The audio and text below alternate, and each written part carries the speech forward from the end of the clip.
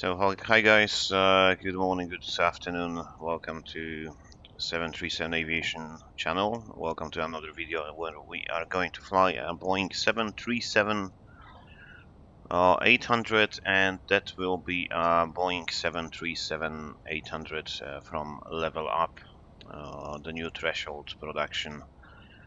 I did fly that maybe once. I'm not really sure if it's a stable version, so hopefully we won't get out to the desktop during the stream. And the flight today is about 1 hour 30 minutes. If you want to join me on Vatsim, of course you have the flight plan in the flight plan folder, and I see one of you is already here, is us and Air France 7567. So basically 737 from LevelUp doesn't really differ much outside from Zibo. In this paint job it looks quite nice outside, at least.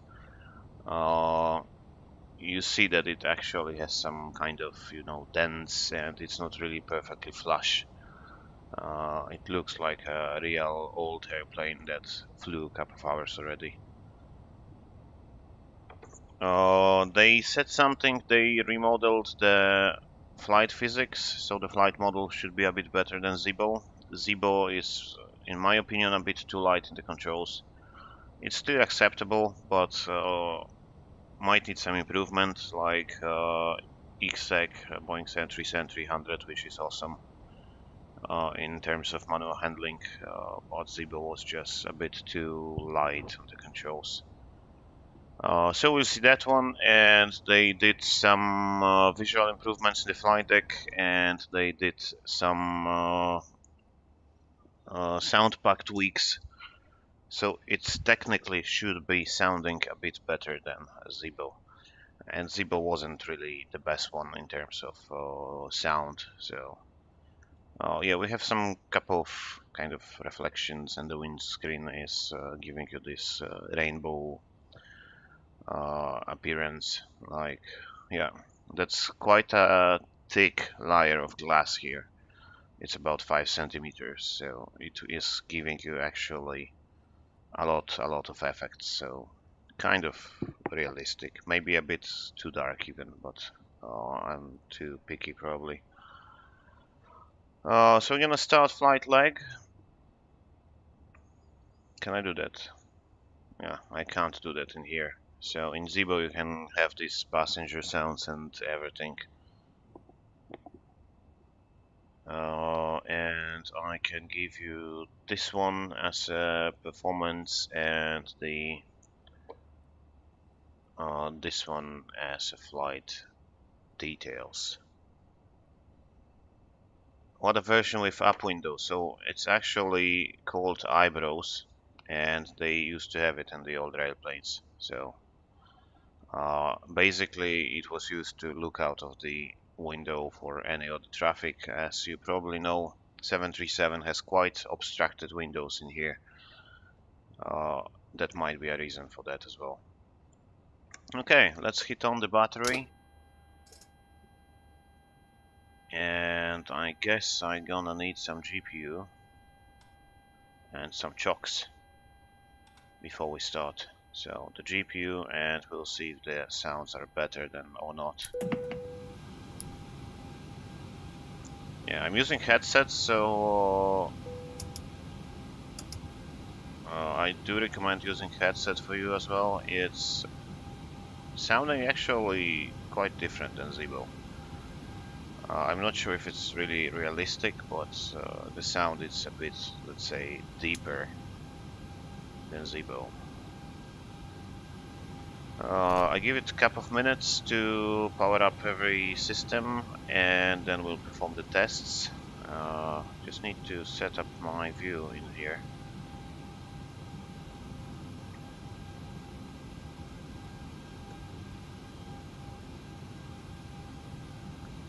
And we don't really have fuel yet.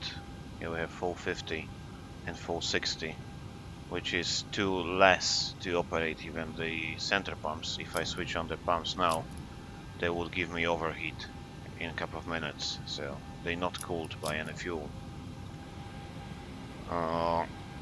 Let's go to fuel weight balance, payload, and just double check the flight plan. We're gonna need 6,200. I'm not sure if this one is accurate or not, so I'm gonna go with 6,000. Let's say 600, just to be on the safe side. So payload 6,600 and back cold fuel truck. And it seems it's fueling. So this guy is basically copied out of Zibo.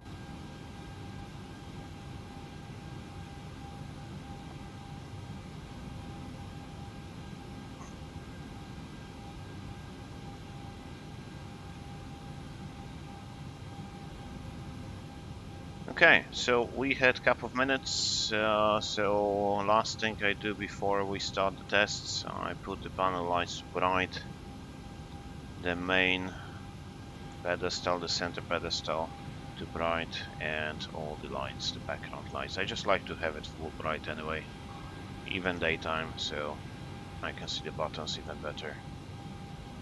And let's go up in here, and on the upper overhead panel we have the Mach airspeed warning text, stall warning tests.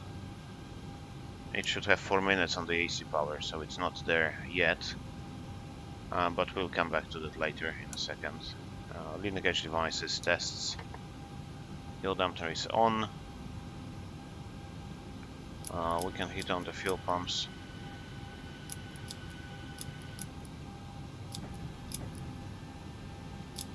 For some reason, they made the sound of the hydraulic pumps on the sound of the fuel pumps. So the sound that you hear now, it's actually associated with the hydraulic pumps here, so that's fine. Okay. I mean, all this kind of clicks and everything sounds a bit better than Zibo, but this one is not. It's a big failure, I guess. Chime only, so we don't even have chime in here.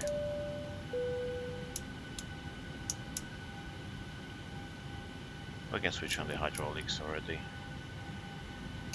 Shouldn't do that on classic, but on new generation on 800 it's nothing big, no big deal.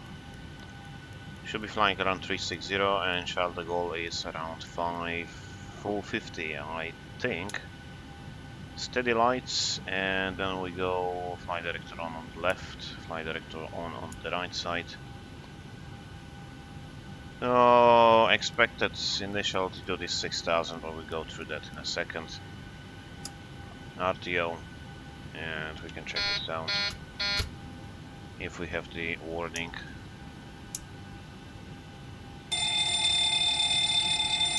Fire tests and the cargo fire test. Scope 2000, both on 1. And we can give it a try again. Maybe it's already 4 minutes. Yeah, there's 4 minutes, and you can see that left column is shaking. And start warning number 2. There we go. All done. So I haven't told you yet, but we are going to fly from Corsica, the place when we finished last time. We're going to fly to Charles de Gaulle Airport, to main Paris airport. I think it's the busiest airport in Europe, at least it was just before COVID. So it might get busy on the days sometimes in the Gaulle. Always kind of fun to fly there. Position initialization, Lima Fox Kilo Juliet. Let's go to page number 2, GPS left. Route Lima Fox Kilo Juliet, Lima Foxtrot Papa Golf. And the flight number is TUI, Tango from India, 40 Hotel. Just got used to using 40 Hotel call sign.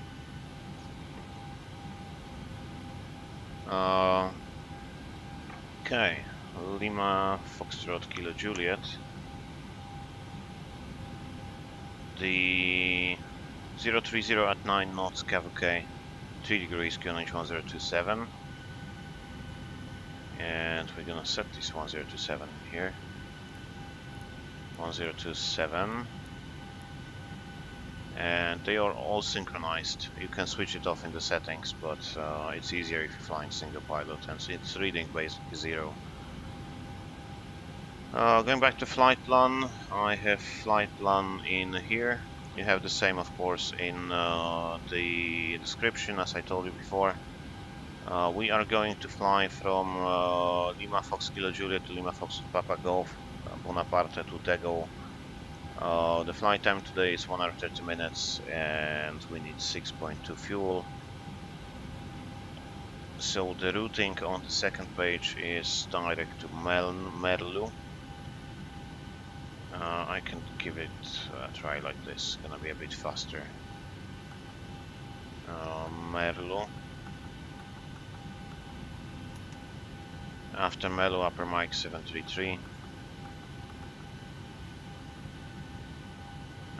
Per Mike 733 to Kipno.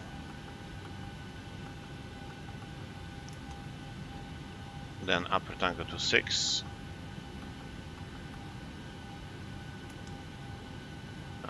To Logny.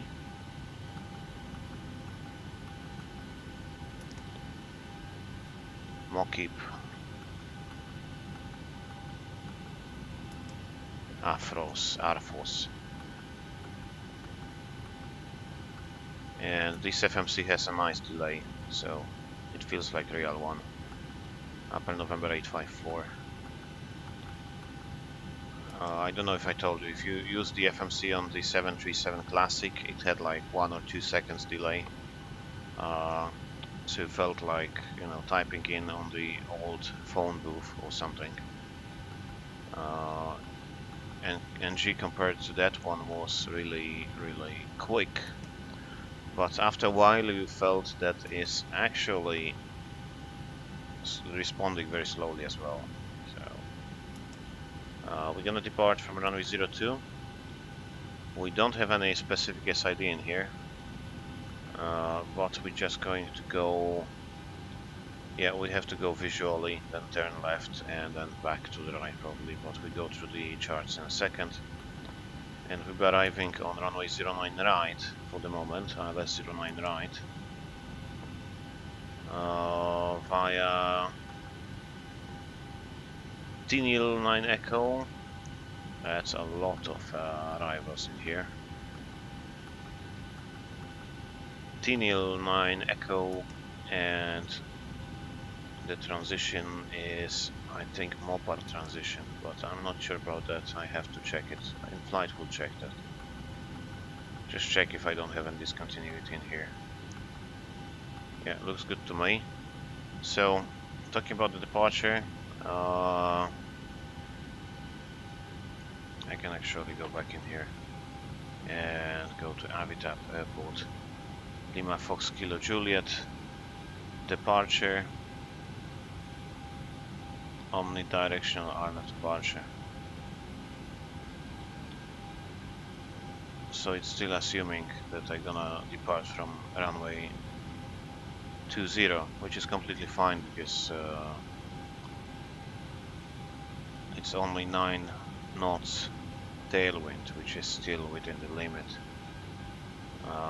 Yeah, just go. Let's go with runway 20 in this case.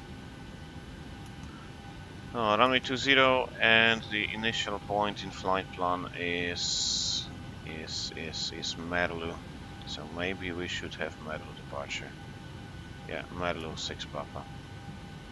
Executed, and then we go to departures and try to find Merlu 6 Papa, Merlu 6 Papa in here. Initial climb clearance, flight level 80, so not 6000, it's 80. It's 6000 for the other ones. And we're going to go 212 Gotix, then 21 distance 21 Alpha Charlie, then Urato. Cortex 2-1 Alpha Charlie, then Ajaccio Alpha Juliet Charlie. Why are we going to Ajaccio? For what reason? Doesn't really make great sense. So Cortex distance. Okay, that's my bad. That's Melo 6 Papa. Left to Ajaccio 1148, which I can set on active just for reference. 114.8, and then from Ajaccio we go inbound to Merlo, Lansu and Merlo. That would make sense for me.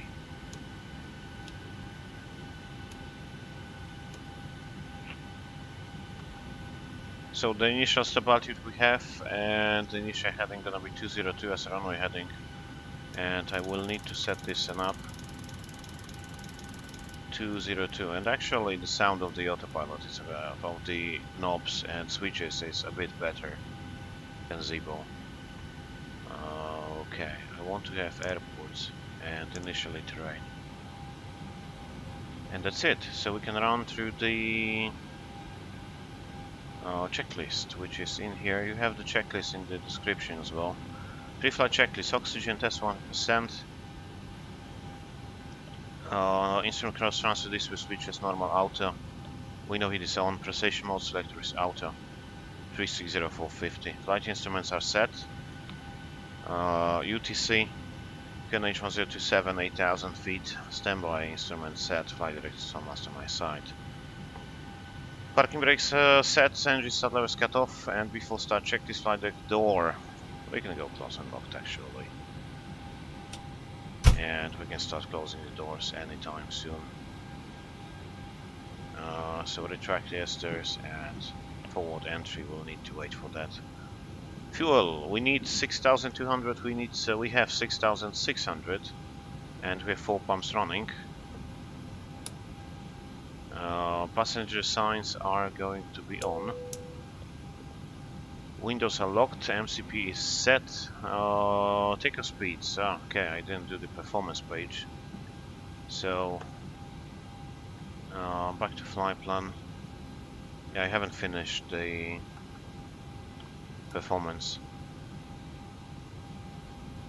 So the cost index is 1.3. That's automatically calculated for some reason as 1.3. Reserve's gonna be 1.1 plus 1, 2.2. So let's go 2.3 to be on the safe side. Orly is quite close to De Gaulle. Usually, if you fly into Charles De Gaulle, you would have some different alternate. Like you don't want to use Orly, which is busy as well. 60.9 as the zero fuel weight. We're gonna be cruising at 360, and the wind 135.20. 135 by 20. ISO deviation is -1. And one limit takeoff from flaps 5, probably. 138, 140, 149. And let's take a look. Yeah, now we can close the door. Fuel weight balance, payload. The zero fuel weight in this one is 61.2. And here I have 300 kilograms difference, so not very much. And CG for takeoff gonna be 21.1, 21.1, which will give me 5.5 units on trim. And that's set. So takeoff speeds are 138, 140, 149, and 149 is going to be set on the MCP 149. Throttle armed. So pre-flight completed. Takeoff reference and legs on the right side. Radar on trim, 3 and 0, taxi takeoff brief completed, anti-collision light on, so we just need to go and start the EPU and prepare for the pushback. I'm not sure, but I think it was self-maneuvering stance in here. Looking out on these markings, I would say that's the pushback stand, but I do believe that in Ajaccio it was self-maneuvering, so we're going to taxi to runway 20, so push back like this. Maybe a bit further back. Ground to cockpit, Plaza knowledge, call me through the menu when you are ready. It's too French. Ground to cockpit, tow is driving up. So I can take a look on the chat if it's happening, something happening there. Hi guys. Can you tell me why the LNAV and VNAV not working? I'm not sure if it's not working, so I can actually switch on LNAV VNAV and they are in standby. So we can see what's happening after departure, if it's working or not. Strange sounds when you change a camera view. What do you mean strange sounds? What is the perfect seat position of the 737 flight sim? So the question is, what is the correct position? So Boeing is saying that if you are seated on the seat, of course you should be able to reach the rudder pedals. All doors and hatches are closed, ready to connect. You should be able to reach the rudder pedals and the yoke easily, and then you should see a bit of the top of the glare shield and all the instruments. So you don't need to see all these switches, but you should be like this kind of position. In the sim it's a bit tricky, but I usually fly like this, so which is too far and too low, but it's acceptable for the simulator. And I want to have my yoke back. Visual effects, I think. Yoke's visible. Tow connected and bypass pin inserted. Release parking brake. Awesome. Display. I'm not sure where to find the yokes. Yoke auto center off. That's not the point. Well, visual effects maybe.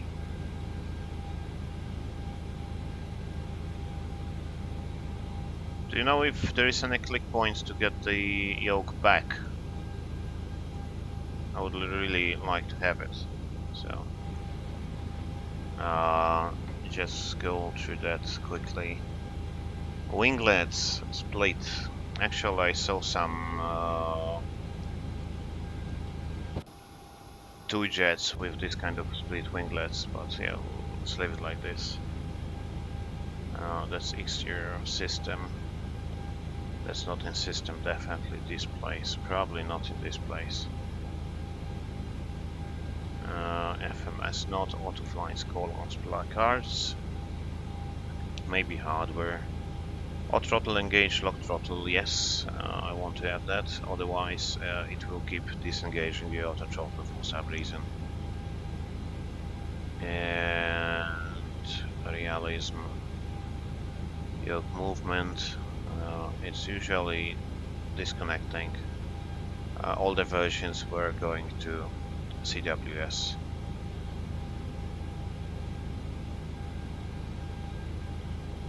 Was realism, huh? Okay.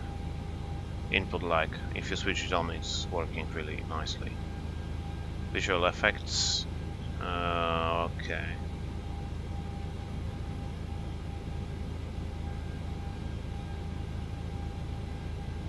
It's not in here either. General configs. Hide yoke. Yeah, there we go. Sorry for that. So the APU is running and it's back on bus. So we can disconnect the GPU. The chocks are out already. And anti-collision light on. And we'll be pushing back just anytime soon. Let me check on Vatsim if there's any ATC, so I won't mess it up.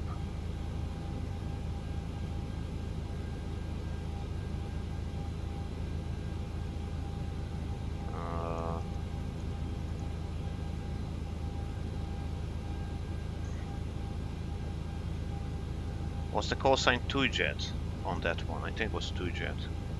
On the British one was Thompson. But that one was, I think, 2-jet.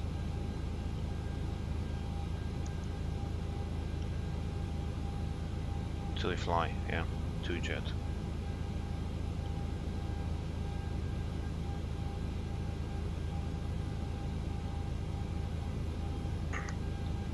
So anti-collision light on, and 2-jet 42 pushing back stand number 2 in Ajaccio facing to the north.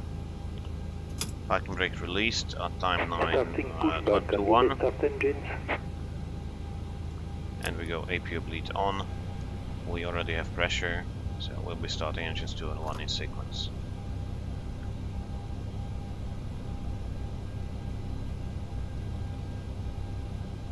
Press Y.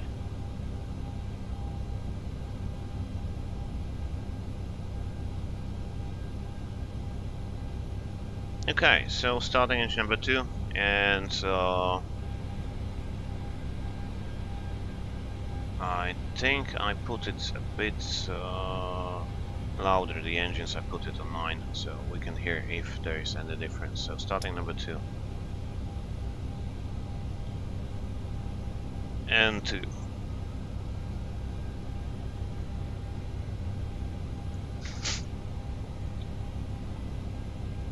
And 1. Oil pressure. I don't hear nothing at all now, so... Okay, now I hear something.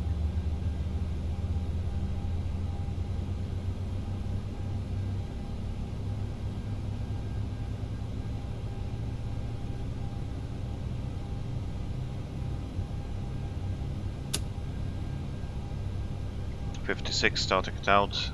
Engine number 2 is stable, starting engine number 1. And 2.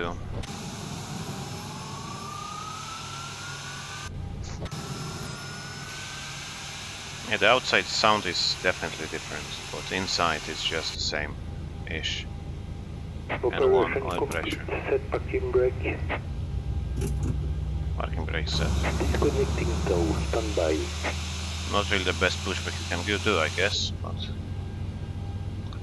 that's what it is. And we go to Alt off on startup.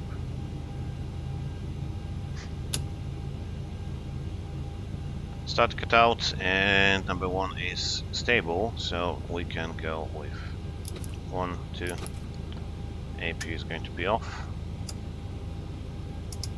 Just give me a second, I need to check if everything is fine, and then I give you the signal. Okay, flaps 5, and the flight controls. Forward, back, left, right, and we wait for the radar's recall. Yeah, it seems fine, so you can disconnect and give me hand signals.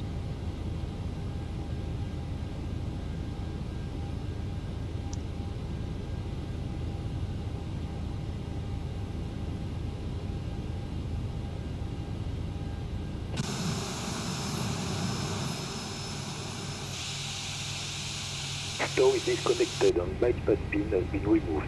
Hand signal of the left. We'll see you next time and have a safe flight.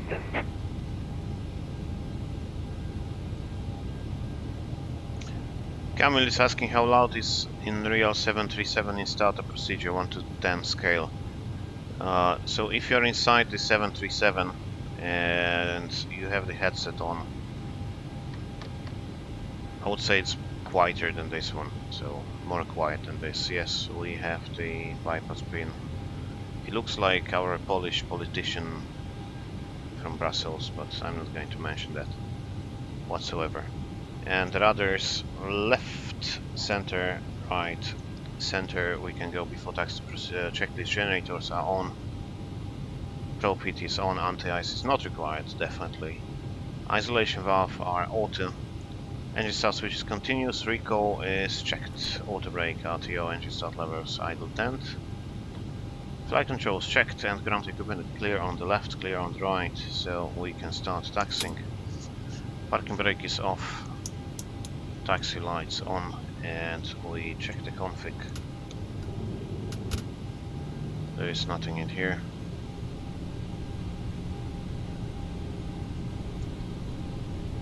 And let's start moving.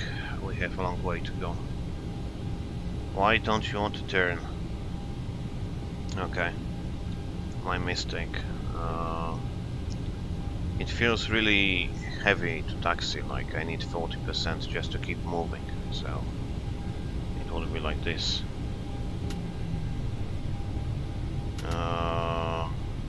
Calibration knobs, audio knobs, hardware, nose wheel axis on yaw. Yeah, that's better. And she stopped. Come on. So once you keep rolling and you put back the thrust to idle, the airplane should be rolling anyway. But this one is just too heavy on taxi. It's like feeling that you're taxiing with brakes on. If you set 40% in a real one, you're gonna be 30 knots ground speed in a couple of seconds. So.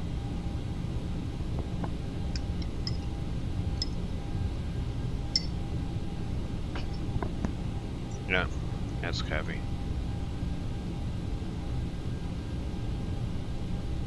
So I have 40% and I'm barely doing 10. Actually I'm doing 7, so that's even worse. A321. I have A321 by Tollies in this one. I switched it on yesterday, but I'm not good Airbus pilot, I guess. I haven't crashed, which was a good point. I did just a short couple of minutes flight, but all these systems were a bit overwhelming for me. So I'll go all the way straight and then line up short backtrack. And we're gonna be departing runway 20. Yeah, that's too heavy. I have 70 knots with 40%, so.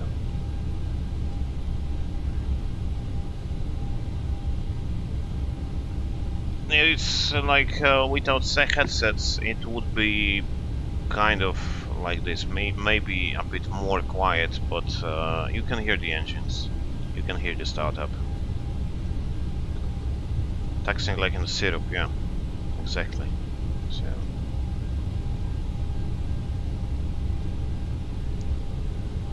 So everyone, if I haven't said hello yet to you, welcome to Centuries and Aviation, flying from Ajaccio, France, French island of Corsica, down to Paris Charles De Gaulle in a LevelUp Boeing 737, painted as a TUI-Fly 2-jet. And before takeoff checklist, we can run through that one. Airport charts. Before takeoff checklist, flaps 5.5, green light, stop trim. I have 5.5 units set. That's before takeoff checklist completed. So I went to idle and she already stopped. So that's very quick. And there is nothing at approach here, so lights on. Strobe lights off, transponder out on TA array, and I want to have some weather radar probably, and blank lower DU, which I forgot to do. Just to double check if there is nobody on the approach. It looks like it's not, so.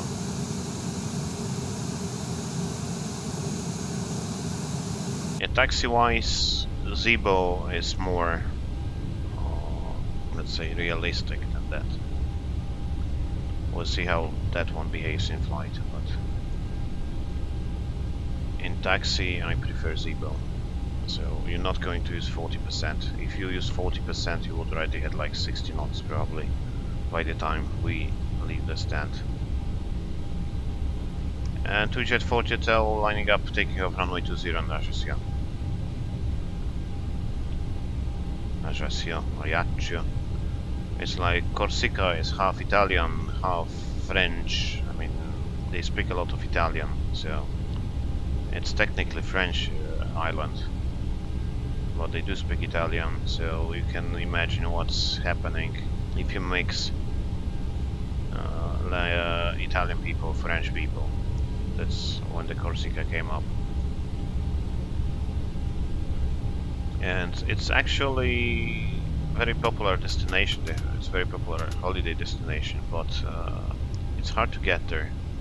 They have a couple of flights from France, but they don't really have any flights from continental Europe, like except France, of course, which is kind of continental Europe, let's say. It's a different country, but it's still in Europe, huh?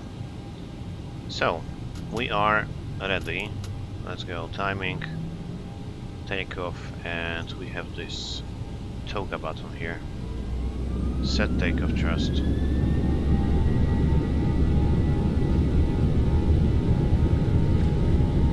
Takeoff thrust set.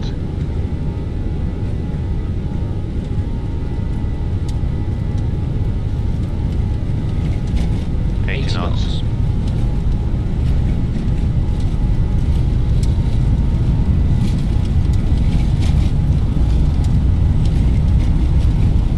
V1 rotate. Positive rate. Gear up. Gear up.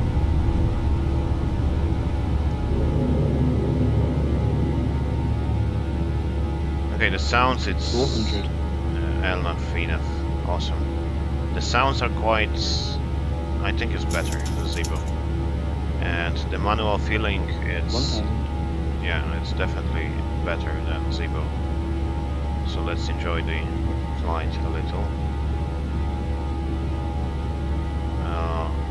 It has quite a lot of inertia, so it's very slow responding left or right. The real one is kind of like this, but maybe not so heavy on the controls. Flaps 1. And the pitch-wise is just good, so. But Zibo was pitch-wise was good as well. Flaps up. Automatic commands.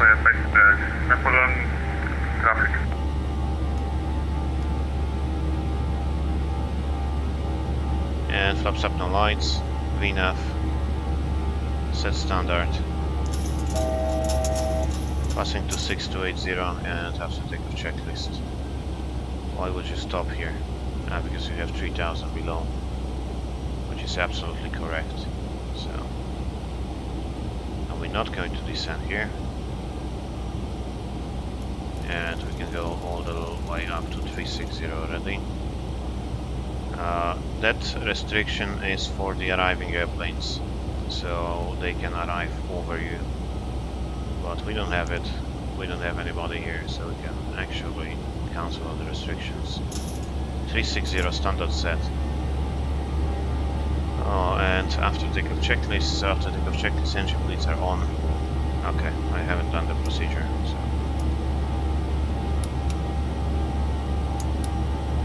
That's my bad. Engine bleeds are on, bugs are auto. Landing gear is up and off. Flaps are up, no lights after takeoff checklist is completed. So far the LNAV and VNAV are working, so we'll see later in the flight if they will. We should have 2.5 up on landing, which is 400 extra as we took. That's quite accurate, at least for now. Because Zibo was giving like 3.7 and then it was decreasing to 2.5, or 1.8 and then was increasing, so it was fluctuating a lot. But we'll see. Not saying anything yet.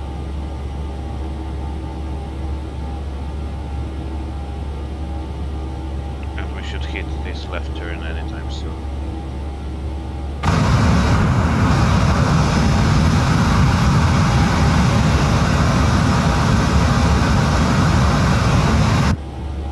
So it doesn't look as good as Microsoft Flight Simulator.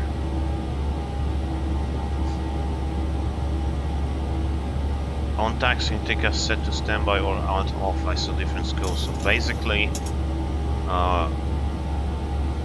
from the legal perspective, you should go out off on taxi. So they will see you on the tickets, but you will not generate tickets erase. So if somebody's flying over you, they won't get traffic. And upon lining up, TA array, that's the correct way. Fly low 100, so 10 checks, fuel is balanced, lights are coming off. APUs off, air compress, climbing, and set, and the passengers are going to be released. And recall, 10 checks completed.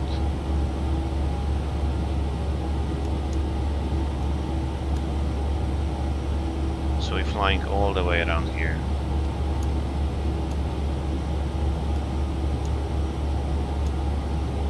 I could just cut it and go left. Actually, I should went to the right. I could. I not because I'm on Vatsim, but usually you would just depart and then get the right turn after you pass some altitude.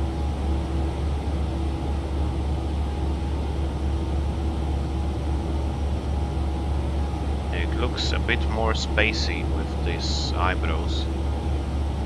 If you add eyebrows in real airplane, it would be fitted full of old newspapers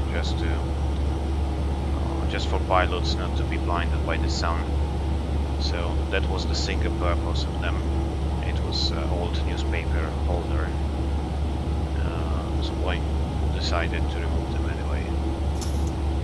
We haven't used them. So for what?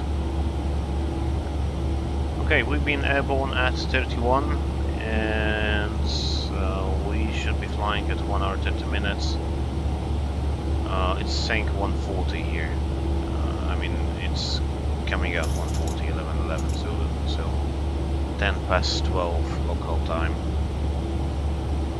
And that should be in about 1 hour 30 minutes.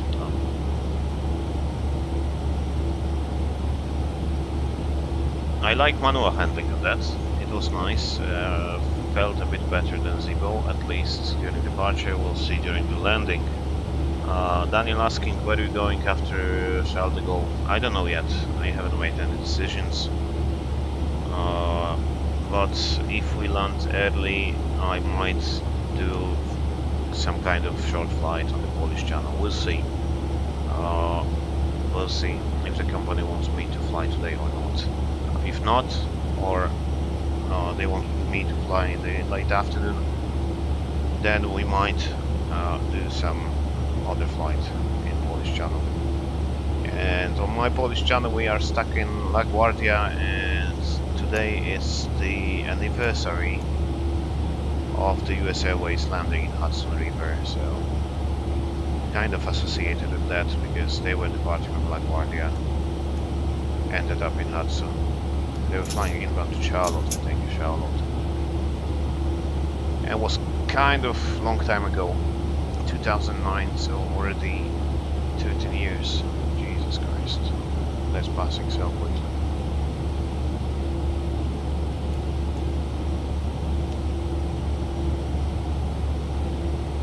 Or maybe you have any ideas where we should go after Charles de Gaulle from here. I might need some assistance with coming up with destinations. We haven't been in Ajaccio yet before that flight, so it was a nice destination that I forgot before. And yeah, we can go somewhere, probably Scandinavia or something, why not? Or Tel Aviv, but that's gonna be like 3.5, 4 hours flight, so kind of long haul for me.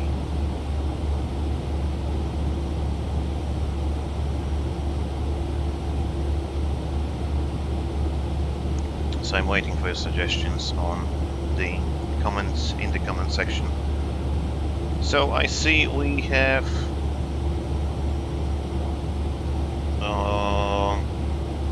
approximately 1.5 hours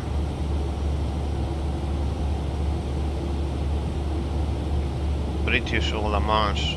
We can go actually to, for instance, Jersey Island. That's a cool place for 737.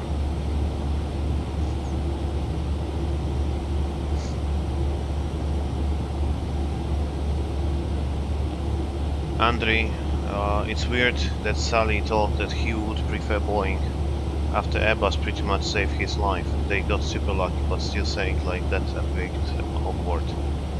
Yeah, I haven't heard this, so I didn't know that he actually said that. And my personal opinion, I wouldn't care to fly either Airbus or Boeing. One time I got to be seated in this seat in Airbus.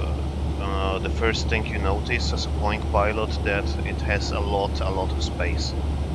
So really, like you flying in Airbus, you have a better working place, better working conditions than in Boeing. And as they landed in Hudson, you have nothing in front of you, so you have nothing to hit. And in Boeing you have yoke, which might cause you some damage probably. I'm not really sure which one would survive ditching better, but Airbus did quite well.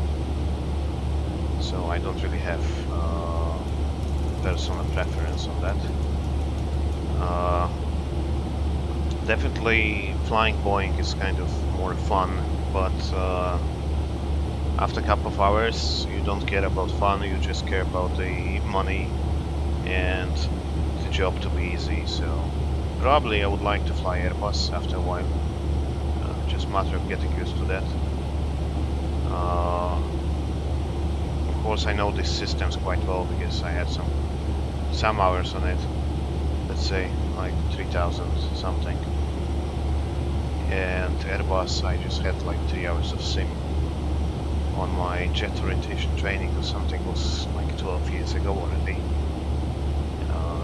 So I'm not good in Airbus, but yeah, I believe it's just a matter of getting used to it anyway.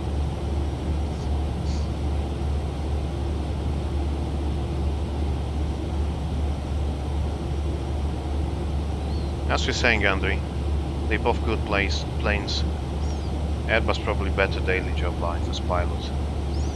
And if you're flying as a passenger, you might take a look if the cockpit door is open.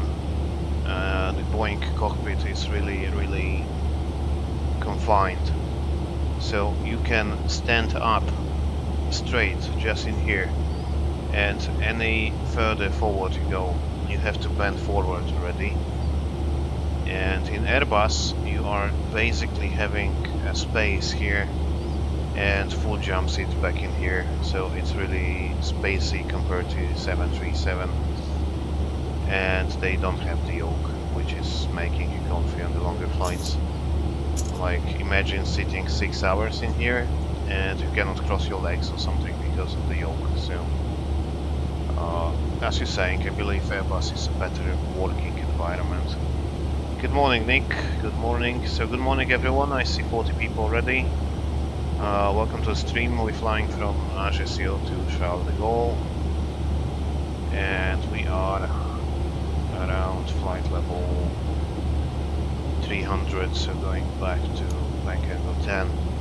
We have about 1 hour 20 minutes of flight left down to Charles De Gaulle, and we're flying a 737-800 from LevelUp.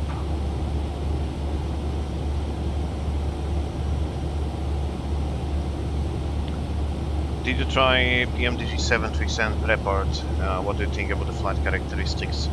So I used to fly PMDG 737 in FSX, Flight Simulator X, FSX. I haven't tried that in Report. I think Zibo at least was a bit better in handling characteristics. Flight characteristics. This one, the LevelUp, feels really nice. At least it felt really nice on departure. We'll see how it's going on the approach and landing phase. But I do believe X-plane is better for physics than Prepar. It's still far away from perfect, but it's a bit better.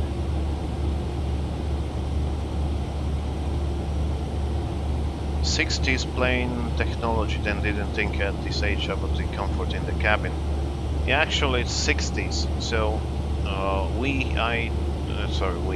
I do have a 737-200 from Captain Sim, and if you switch that on, you will notice that there is almost no difference in the cockpit layout. Like both the cockpit section and the cross section on the fuselage and tail section is the same as 737-800 or even 737 MAX, and that's already like 60 years difference from the construction until now.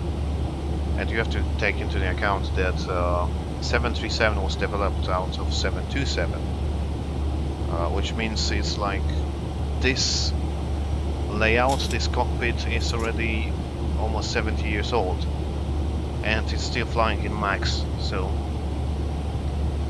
that's not really the most modern airplane you can find out the sky.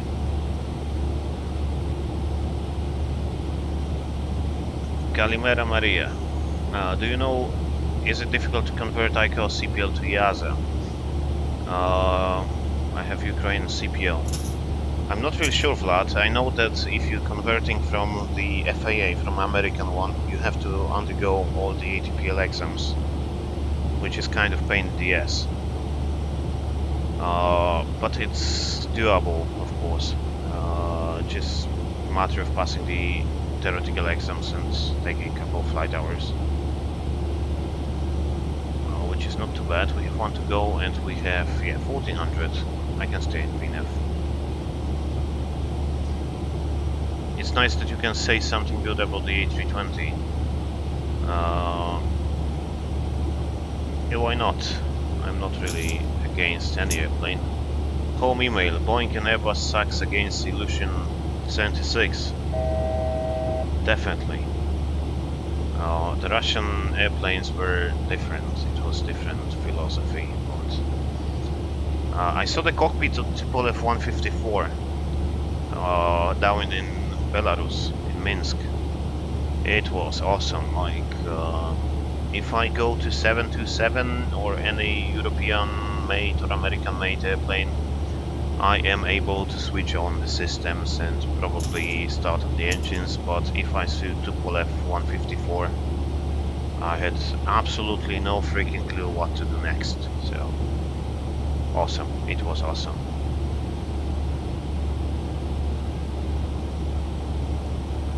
Okay, we have VNAV, we have LNAV, and we have top of climb. So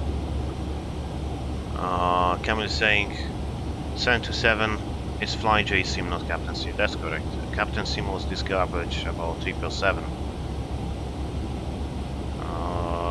Not Fly J sim. It's a bit dark in the cockpit, like all these panels are a bit dark. So let's go to flight plan, and we go to the page number 6, top of climb. We should have 4,260. We have 4,900 even, almost 5 tons. And we do have 700 extra, and we should burn 1,900, and we have burned 1,700, so we saved around 200 kilograms. Not bad. Next point is Terlo. And let's take a look. How does it look like? Merlo, not Terlo. Merlo, we should have 4,600. Okay, 4,900 still on the just on spot. So that's the top of climb, and we obviously have to check the fuel every half an hour. From the legal perspective, you have to check the fuel every 1 hour, but like 99% of operators make you check every half an hour. You don't want to go flying and have a fuel leak for an hour that you won't notice. Okay. Andriy, what's actually your thought on MS-21? What Polish pilot community talks about the topic? So, I'm not really into MS-21. It's not really the most stable version for me. X-Plane is not really running in real time. Why? This one usually helps. Awesome. For some reason I had a FPS drop. So I'm not really into Microsoft Flight Simulator 2020, but MS-21. What is MS-21? Is it this Russian airplane? MS-21, no. Irkut MS-21, yeah. I haven't heard much about that, to be honest. Okay. Do you flying that any place commercially? Are you flying this thing any place commercially yet? Like this Irkut stuff? I thought that you're talking about the...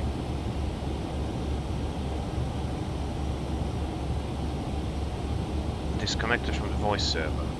I thought that you're talking about the flight simulator, sorry. Andriy. Connect. Flight plan. File. Awesome. Tupolev looks more like spaceship than plane. Definitely. Do you like Zibo or LevelUp 737 more? I have to tell you that I'm used to Zibo, which is perfectly fine for me. This one is not really way different. I see that it's a lot more FPS consuming, so the frame rate is really not the best one. It's about 20-25-ish per second, and Zibo is giving 40-45, which is kind of a big difference. And it has a bit better sounds, although it's still not perfect, but it still has better sounds than Zibo. The manual handling during departure was a bit better. We'll see that during landing. So, don't have my final opinion yet. I did 1 or 2 flights, but I haven't really paid attention to details. So we'll see. Stay tuned. We'll see.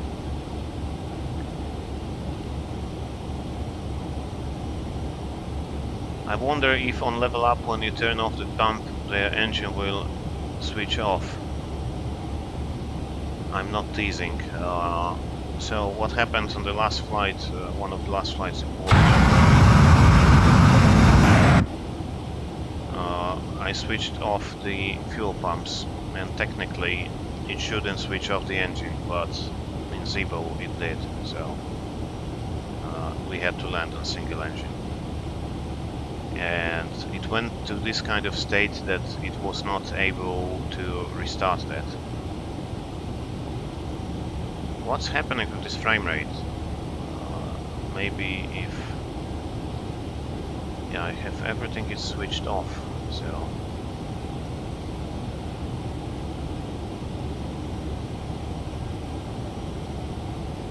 we'll see. That's correct, Mikołaj. With PMDG 737 it's very hard to reduce speed during descent, even if speed brake for deploy. Can confirm similar behavior of 737. So yes guys, actually 737 is kind of a good glider, so it's hard to lose speed during descent. It's more like either you descend or go down or slow down, so you cannot descend and slow down at the same time. If you really want to lose the speed quickly, you have to level off for a couple of seconds, then pull the speed brake, and then you will reduce speed. If you're going nose down or descending, any kind of descent, reducing speed is very, very hard, and that's kind of real. Zibo was losing speed quickly, which is a bit unrealistic.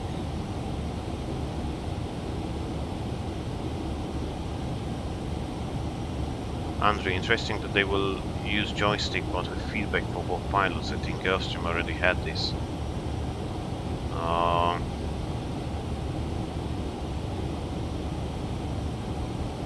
Yeah, so flying on joystick is kind of new experience.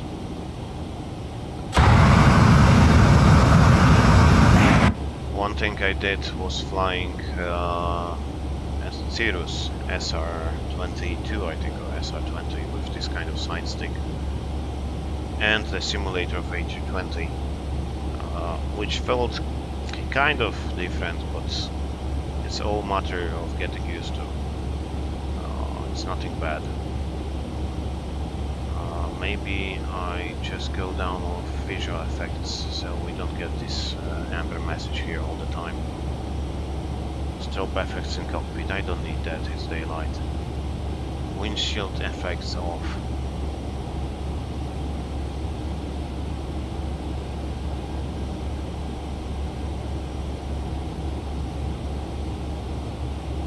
Vanish value, need to reload plane to see the changes, I don't want that.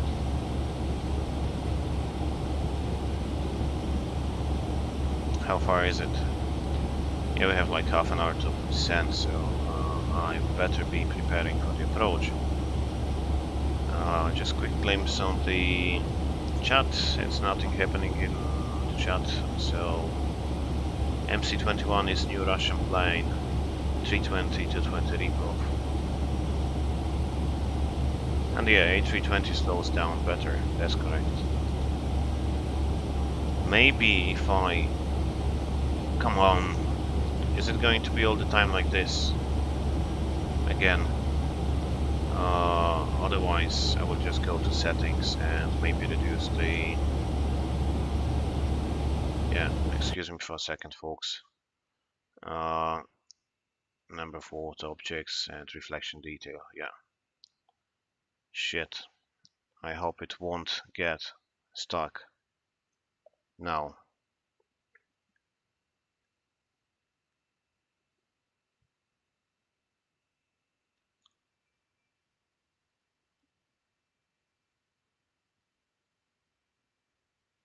That was a bad idea. That was a freaking bad idea, I guess.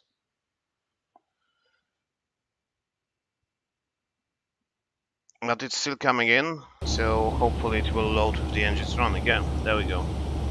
X-Pilot client successfully connected. We do have the autopilot. It's kind of holding the altitude anyway. And it doesn't really look better. Maybe from outside, but yeah, we'll see. Okay, so time to prepare for the approach. Airport. We're flying LFPG. Charles De Gaulle elevation 400. Before I forget that. We have wind 1103, so 09 for the arrival. 2,500 meters with RVR 600, runway 27 left, 1,500, and it's actually uprising, so it's going up. It's kind of low visibility procedures down here. They go 1027, temporary 400, patches of fog, scattered 100, so might be interesting approach. And that was at 7:30. Yeah, it was way before that. Let's check the meter somewhere else.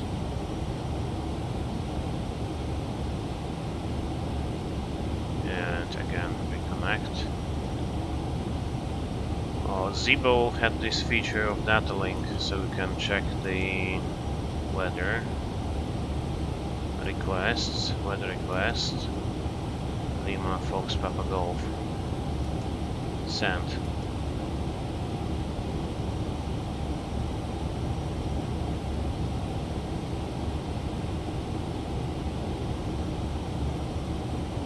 You can take out reflection setting to minimum, doesn't give a lot of beauty, but it takes CPU. I will probably next flight, I just don't want to reload that again. It was a bit risky. Hourly weather type. LFPG. Return message. variable 1 knot, 2500, but that's from 8:30, so it's like 1.5 hour old. We'll see what's happening there later on. Anyways, I don't need this, I don't need this, I don't need this, and I don't need this either. And arrival is going to be via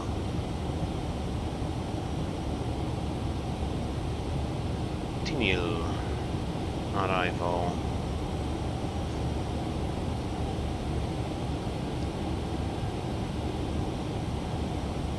Oh, I haven't been in the Gulf for a while. Tinil arrivals, 9 Echo. Was it 9 Echo? Yeah, 9 Echo. Then we go to Okipa, and that's Okipa transition.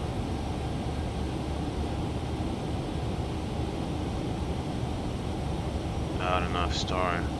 Wrong go. Arrival, tissue, holding, conversion, holdings.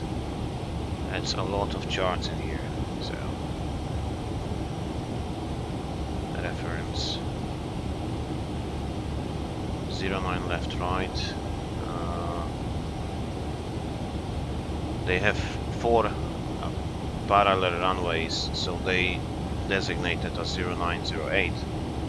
Even if they are parallel, but we go through that in a second. Overview. We don't need overview. We need airport, and we need the airport chart. That's going to be useful definitely. So you see, we have, it's a massive airport. It's a really big one. We're going to land on 09 right, which is this one. And all these 4 runways, they have the same heading 084, 084, 084 and 084, and they have to be designated 09er and 08, so you don't basically mess up. And we go to Terminal 2 after landing. That's the charter terminal. That's gonna be quite short taxi actually. Yankee 5, November and Alpha to Terminal 3, Terminal 2, 3, yeah, that's 3, Terminal 2. Okay, so we know that one. What else we gonna need? We're gonna need approach, initial approach 09 right, and we're gonna need final approach 09 right. ILS localize runway 09 right. Maybe even cut 2, cut 3. Why not?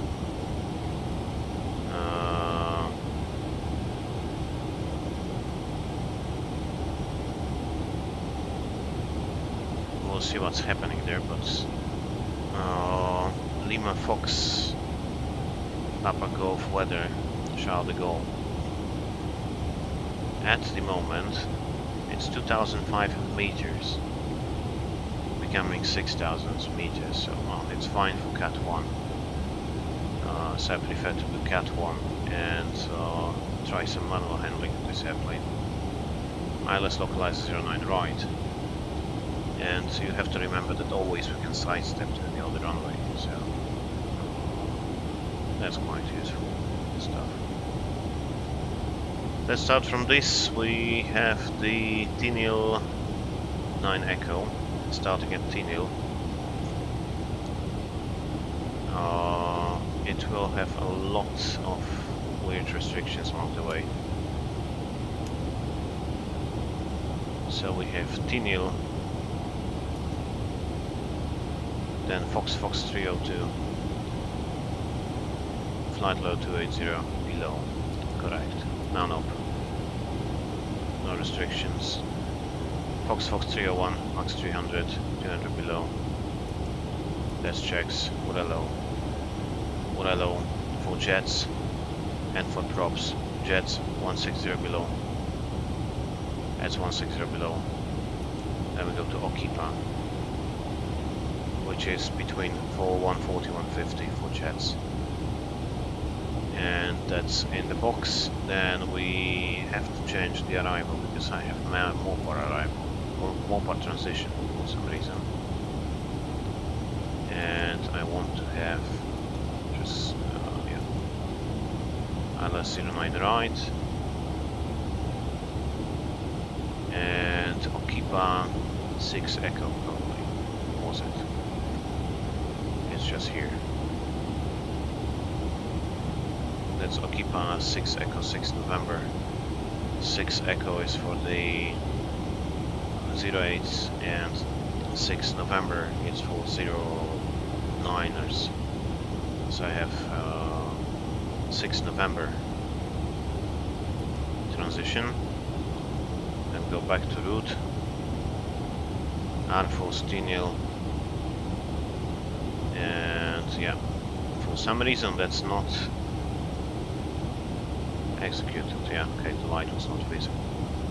Okipa 300 knots below, flight level 140, 150.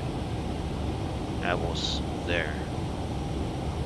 Props mandatory 140, which is not really a big deal. Coulumiers, there is no restriction, Coulumiers. Then Mossud and Larpo. Mossud, Larpo, no restrictions. Then Papago 502. Papago 502 and Vector. I'm not going to use this Vector because usually you get Vector and after this part you get turn left inbound, so we'll create some point. Let's say Charlie Fox 090, 3005, let's say 005 by, that's 10 miles, so that's like 5.5 ish, 5.5 north, and this point should work for me as a vector. And I just remove the vector face here, and it would look kind of like this. Then we go to the ILS 21-4 ILS localizer on 09 right. We have 10-1 as a localizer, 10-1. That's all active. On nav 1, nav 2, 10-1 coming up as well. Final approach course 084. 084 is coming up. Just finish up with that and I will be back in the chat with you guys. 084, 084. We start from 4,000 feet as we have in the FMC. We don't need 4,000 at this point. And we go down to minimums for category Alpha Bravo Charlie 571. And we need RVR 550, which should check. 571. Okay, minimums, Baro 571.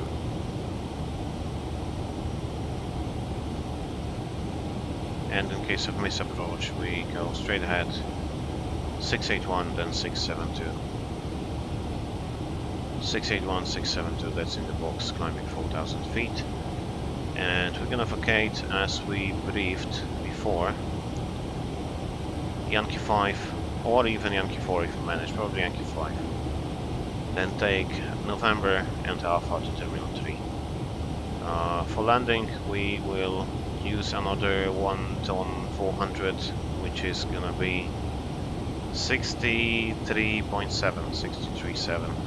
I'm correct for landing weight, which would probably check with the, oh no, I'm forgetting that I do have this one. I checked the landing weight here as well.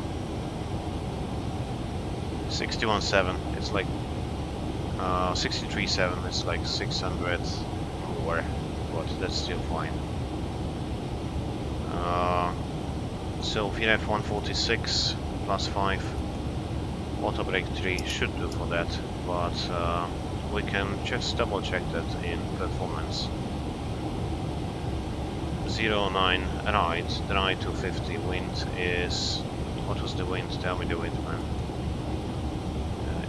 Menu, data link, CPDLC, no, AOC, Reports. Nope.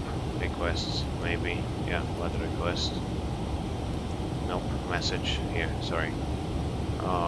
Variable 1 knot, so I just go 270 by 3 knots to be 3 tailwind, to be on the safe side.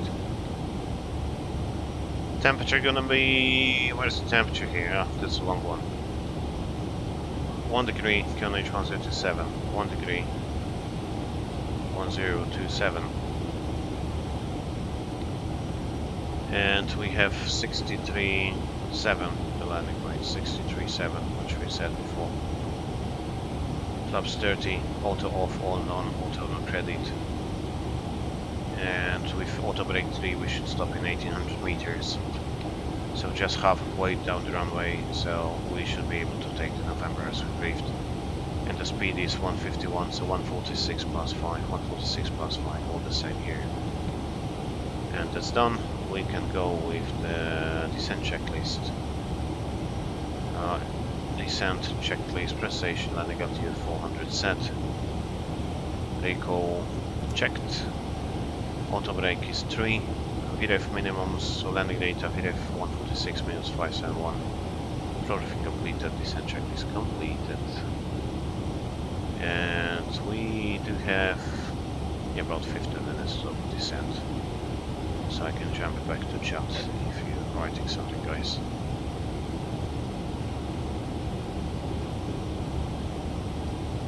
Hello everyone, try for this series and access to the documents.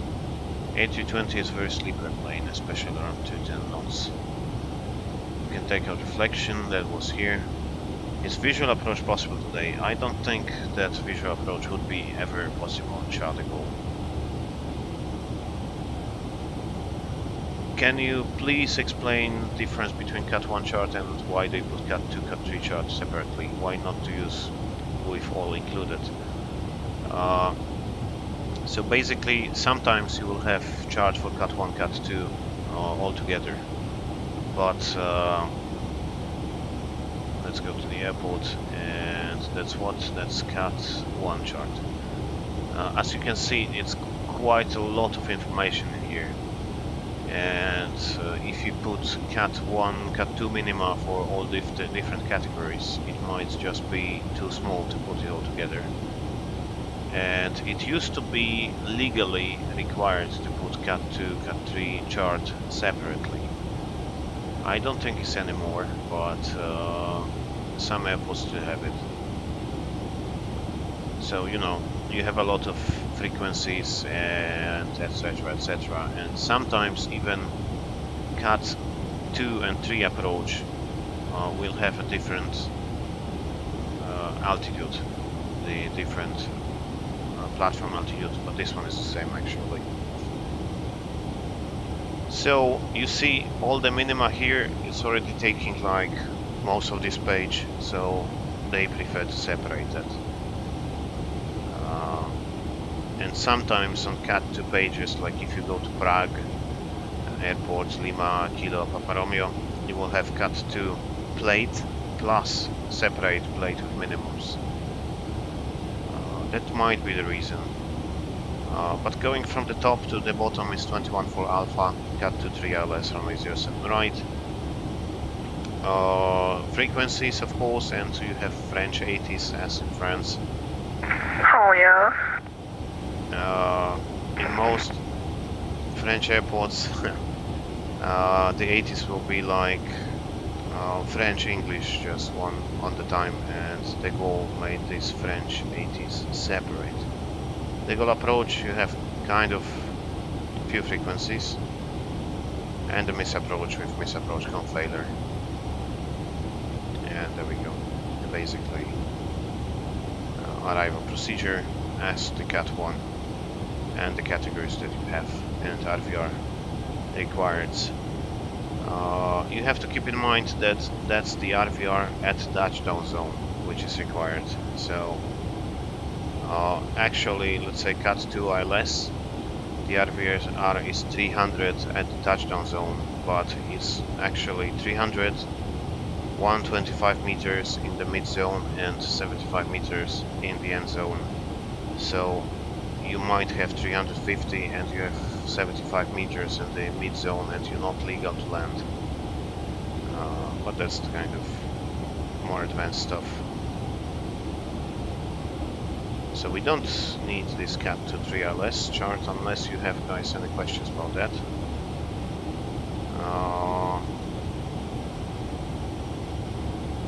Airport. Awesome.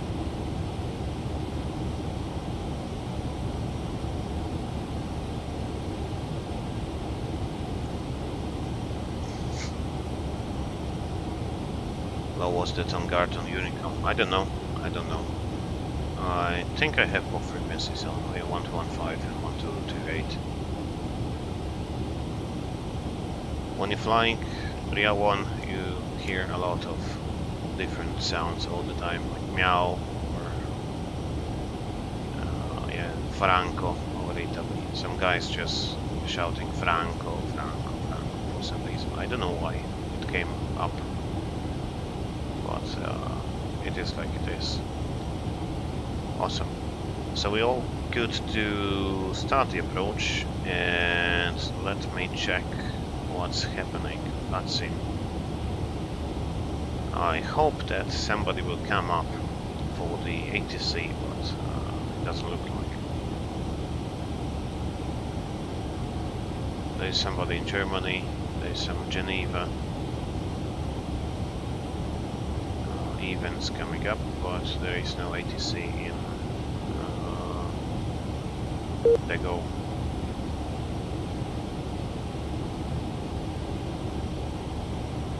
Yeah, of course, and the frame rate has dropped below 20 again. Shies. But I'm not going to change the settings anymore. Definitely not. Maybe switching off some of these details will help. Oh, it won't. Yeah, that won't help, definitely. Maybe if I go to the... Where was it? Ground services, cabin lighting.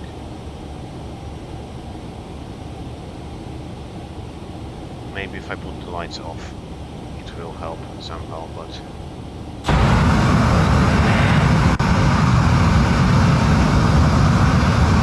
So if I go outside, it's going back to above 20 FPS. Okay, I have Chrome open, so that doesn't help either.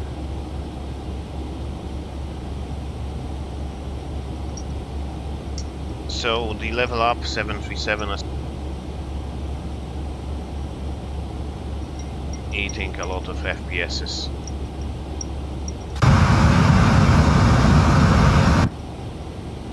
Compared to Zibo. Zibo gave me that message only once, I think, but this one is a lot of frame rate consuming.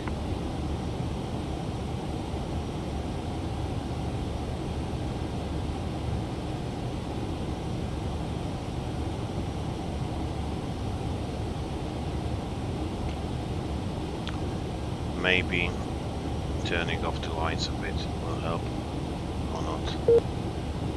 Disconnected from the network, awesome. Come on.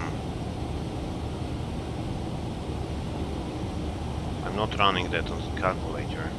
I believe that my computer is not so bad. But yeah, I can feel that it's like less than 20, so...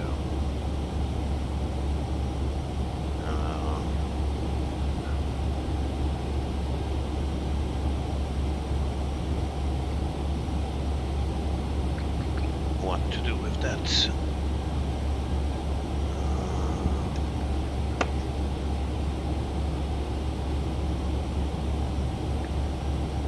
And even the laptop itself seems to be quite cool. It doesn't seem to be really overheating or something, but yeah, let's go back online.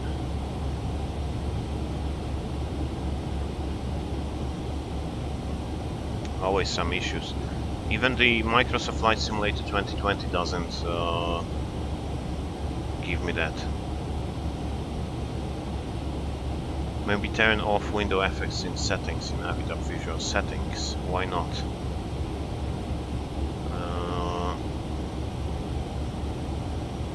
I have actual IREC charts in my charts. All cut is on chart 21.4. I think I have the previous one, Camille, so it shouldn't be that different. That Polish kit high. Approach to bar is still more hard to FPS. I don't think so. Maybe turn off window effects in settings in Habitat. Yeah, why not? I give it a try.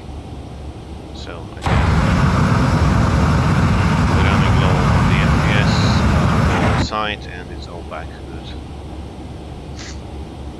So visual effects and cockpit glass. Yeah, I don't have the effects. I can switch off the cockpit glass. That doesn't really give me nothing.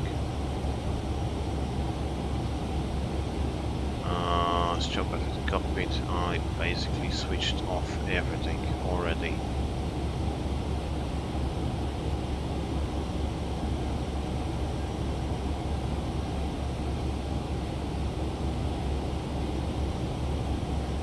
Yeah, let's just leave it off. So maybe it will improve the FPS a bit.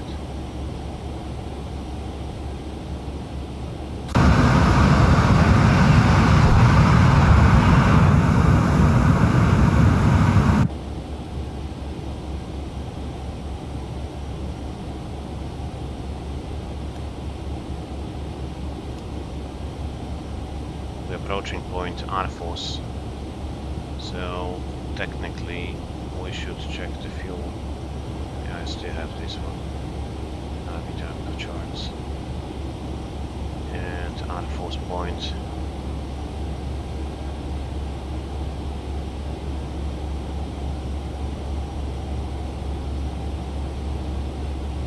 Arfos point is 3.2 tons. We should have. We have 3.6. And we have used 3 tons, which is, yeah, basically equal with that. So we're burning a bit more fuel than before, but we're still on the plan, so nothing very special. At landing at the goal is 2.8, so we have 600 extra-ish. Just in case we need to go to Orly.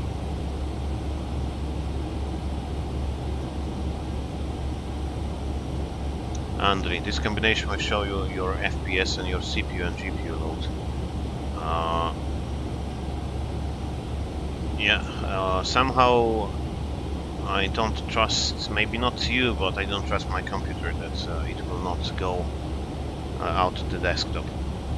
Lately I was having some issues with the X-Plane again, so X-Plane was crashing on reload. It's pretty stable when you're doing the flight, but once you go to flight configuration and change something, it might go back down to the desktop, so don't want to overload it too much. And without these effects, it's actually looking kind of better in my opinion. It's just me, probably.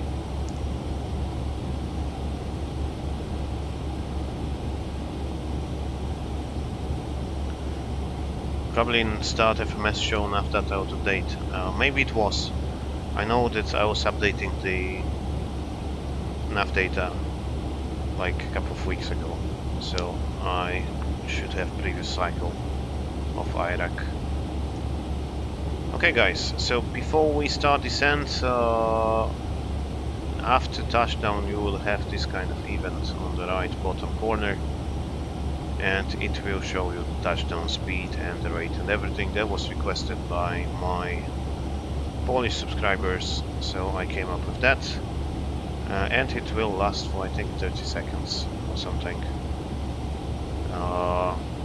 Otherwise, thank you very much for coming in. If you like the channel, leave me a like below the video or subscribe to the channel. And once again, thanks for coming. We should be landing about 35 minutes from now. This is built-in X-Plane feature, don't worry, but we'll see what's hanging more your CPU or video settings. I can do that actually after landing. That's kind of a better idea, in my opinion. So, approaching T-nil. Yeah, it would be pity that I crashed 35 minutes before landing. I already did this reloading, which is giving me a heart attack. What else about LevelUp? They changed a bit a look of the iPod, nothing really special. Aircraft failures. I'm not really sure if I should touch any of that. Electrics.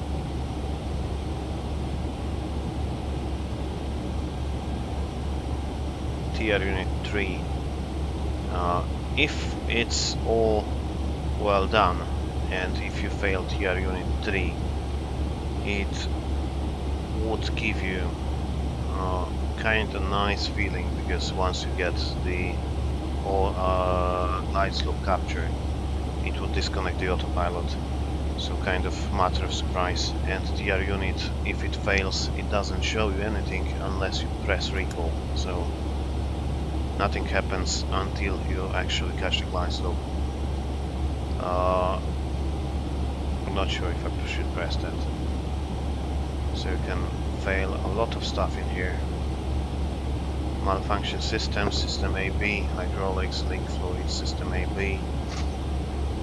Systems, you cannot access systems, pressurization.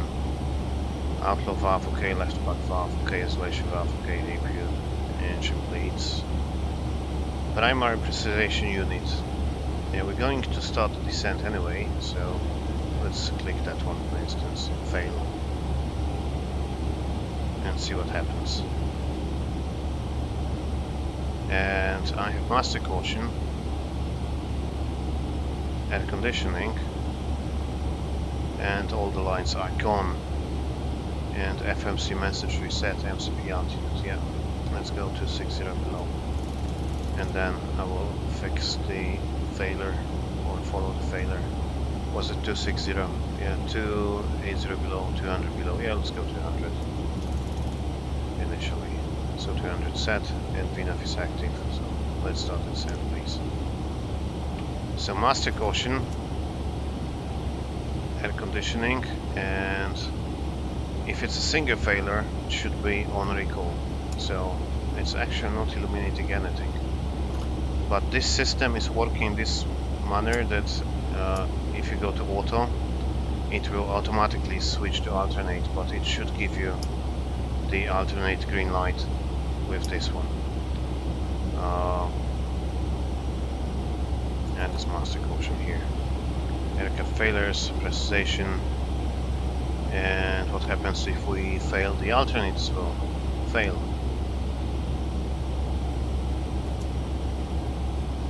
Master caution, pressurization. But in this case, it would give you. It should give you these two lights, or auto fail. Actually, it should be auto fail only.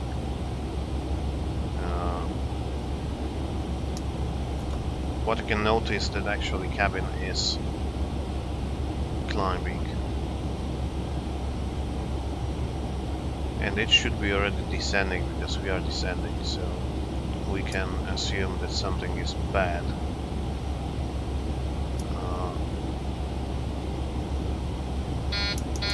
I will just close that fully.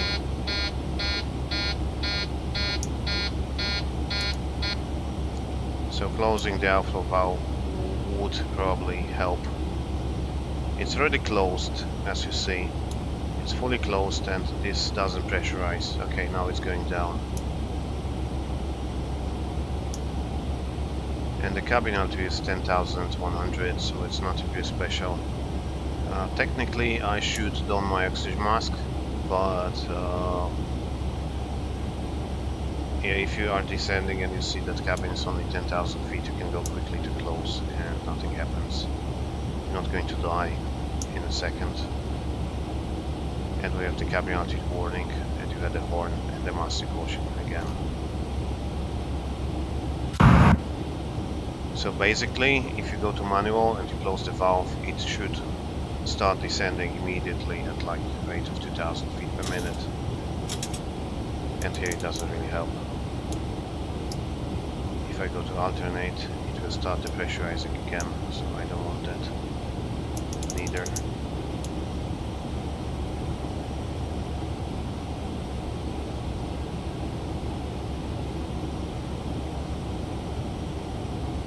Lol, 2 planes on ground at Geneva with 20 pages of text spam. Okay.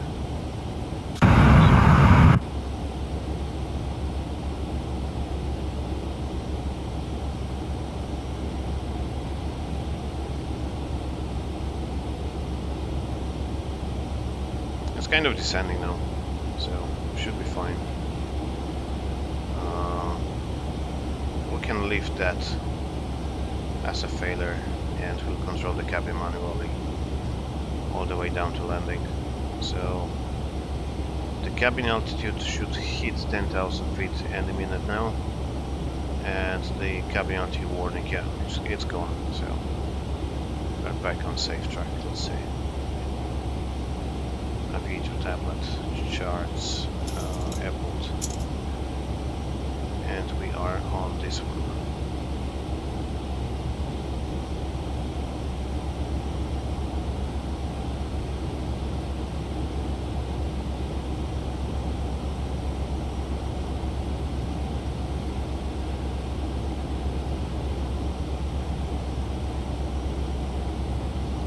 Andrei, this is Bill Texas saying. I read that one. Camille is asking, is Century 800 able to land in London City, or it's too heavy for that? Actually, I would say that it's kind of possible to land in London City because of the distance. The runway is not really limiting factor in London City. Lima Golf, Lima Charlie. Echo Golf, Lima Charlie, sorry. So the runway length is not limiting in London City, but if you go ILS DME, let's say 27, whichever, you have to notice that in London City you have the steep approach of 5.5 degrees, and 737 is certified 4.5, so that's the steep approach that you cannot do because you are not certified for the steep approach. For the runway wise, you would be perfectly able to land on that and stop on that, but it's just too steep for the 737. There are some Embraers flying into London City, but they approaching with the speed brakes up, and 737 is not certified to do that.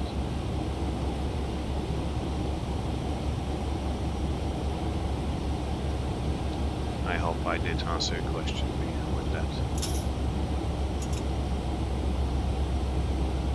Where is the QRH? Now we don't have QRH. It's memory items. And since I don't have any lights here, any amber lights, there is no QRH. And the cabin is descending. The valve close.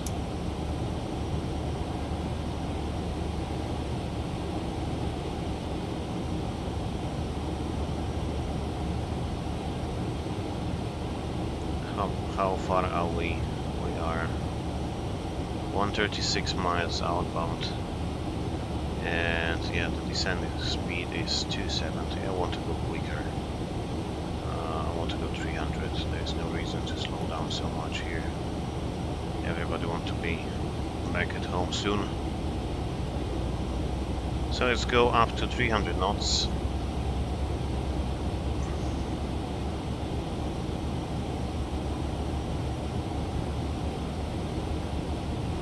I see some little kind of argument or discussion on Vatsim. Awesome, I just need a 30 seconds break.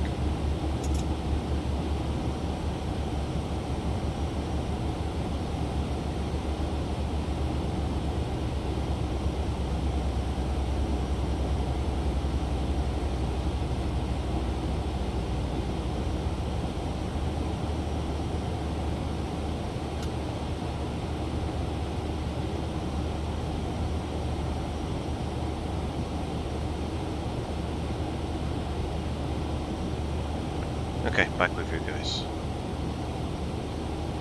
Let's adjust the heading, FMC speed.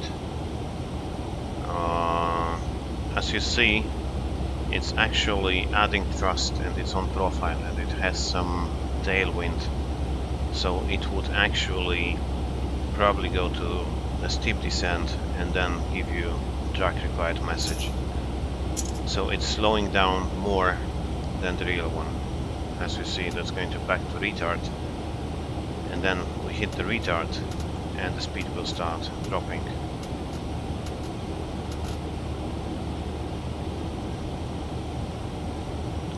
So it's creating more drag than the actual one, and FMS is calculating for the correct path. So that's fine, nothing very special.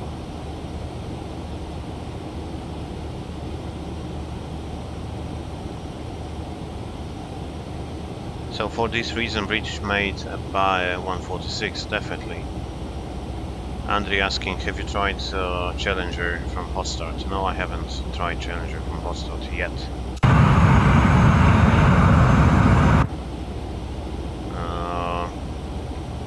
I had so many add-ons to explain lately. I bought so many add-ons that I just said no more. That's too much. And speaking about the business jets, I was flying the new Honda stuff. I mean the pre-release Honda work in progress thing from MG Honda Pilot, MG Honda Jet. So I have enough of business jets, and I have like 4 or 5 beach jets in X-Plane already. But I saw that this Challenger 650 is a kind of well done plane. Like you have the, it's not only the plane and systems, but they have the crew room and everything. So it's really study level airplane, and it costs like $120, so quite expensive. Next is flight 140.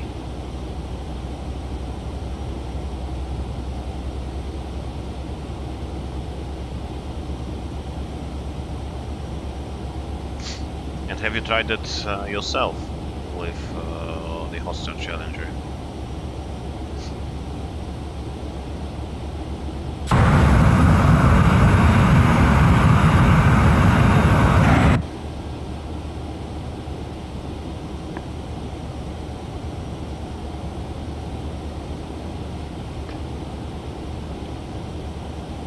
So it will start descending further anytime soon.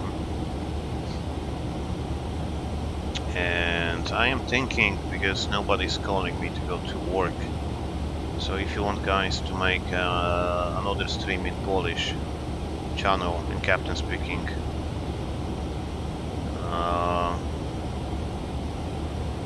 we can do it. We can do some short flight, but maybe not conventional navigation. I'm too lazy already for that, but we'll think about underground. So probably we'll do one.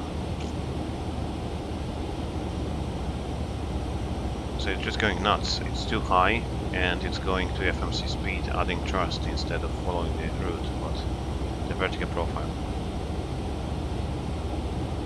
It's still acceptable anyway.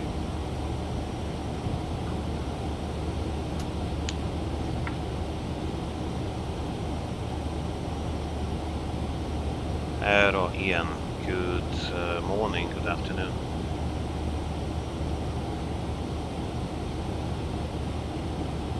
It's real laughter flying in real life back to home and flying the simulator. You know what, I'm not really flying a lot lately, like of course it's COVID times, so you're not flying a lot, and you know, if you're flying as a work flight, like so you're you have to work, you have to do something, and you cannot choose the airplane and destination, etc. Here you can just say, okay, let's fly from Ajaccio to Charles De Gaulle in 737-800, or You can fly from Dubrovnik to somewhere in Honda Jet or 727 or whatever. So you can choose when you're flying and where you're flying and what you're flying. So that's kind of more fun than flying from A to B. I mean, my job is fun. I'm not saying that it's not, but this is kind of different fun.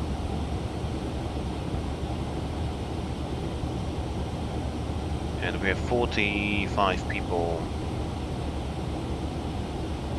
watching the stream, so I'm not the only one wasting my time playing games. So, welcome to the 737 Aviation, guys. Camille, yeah, actually we can do that. We can do the Kilo Lima Golf Alpha to Washington. After landing, you're just gonna need to set up the flight plan and pick up the airplane, so gonna need about half an hour probably. Andre, I bought on release but haven't have any time to get flying it. I want to come to this model more seriously, but that's I think type of simulation we all wanted. I wish airliners will get eventually to this level in detail and X-plane. Hopefully. Yeah, I saw that all the videos about Challenger 650 and it's actually really nicely made. So 150 and the top of descent from 150 is just in here. So I can even set 4000. And we're gonna just nicely continue descent after the full descent point.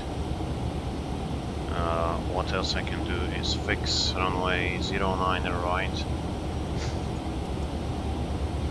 I want 4 because we're supposed to maintain speed 160 to 4 and I want to have 12 just for reference. Yeah, there we go. And Zibo and LevelUp, as you're saying, it's kind of close to there. I mean, we don't have these briefing rooms and pre-flight, pre-planning, but in-flight is already really acceptable. And FlyJSim 727, 737-200 is awesome as well. So at least those the best for my X-plane 727 and 737-200.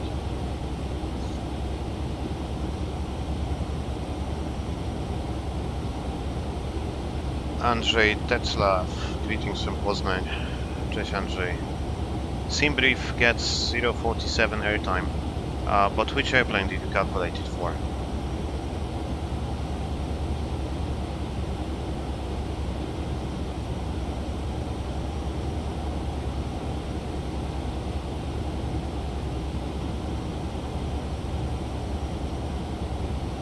Charlie Lima Mike, Coulommiers. I cannot speak French accent. Coulommiers, we are inbound Coulommiers 112.9er. There we go. North to Larpo and then left. Downwind, left base and final 209 right.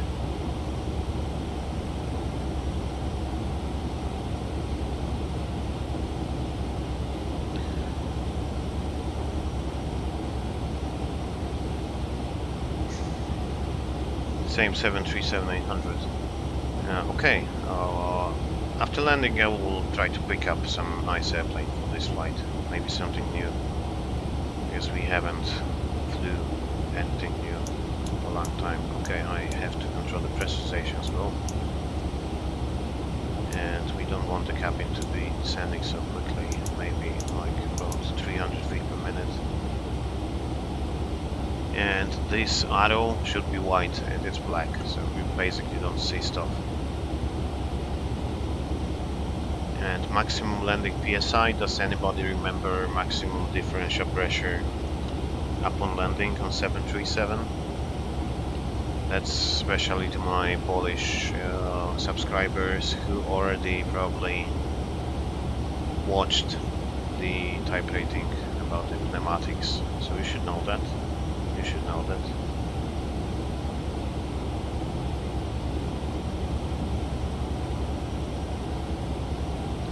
Yeah, I will disconnect the autopilot as soon as possible. I will do that once we turn final.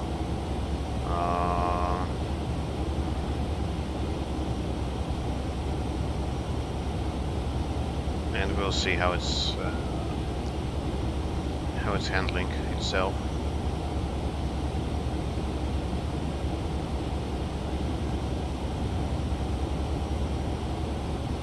But there is one problem: weather is not good to runway 19 approach 15 knots of tailwind. We'll see. Let me land and then we'll think about it.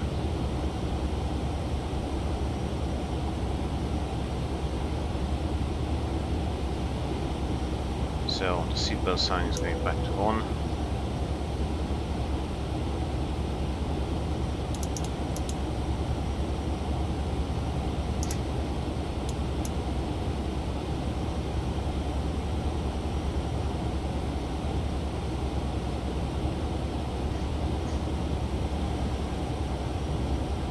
And it looks like the weather has cleared up in the Gulf.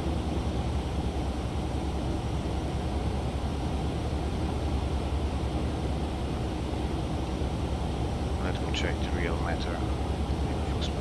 Matter.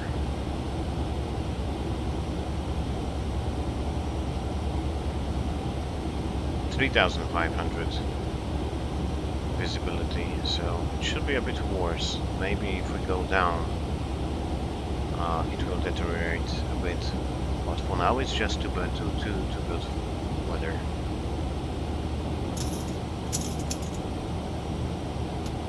And we're sending 4,000, so we can set the QNH of 1027. 1027 is set. 15,000 is sent, 4,000 standby set, and we have frequencies of 101.1. Idents, Charlie Golf Echo, Charlie Golf Echoes, and courses 0840 standby instrument is set. And approach checklist is coming up. Altimeters 1027, 1027, 1027 set. Approach checklist completed. Taking off from runway 09 and right. Google traffic, charge mic panel, runway 07.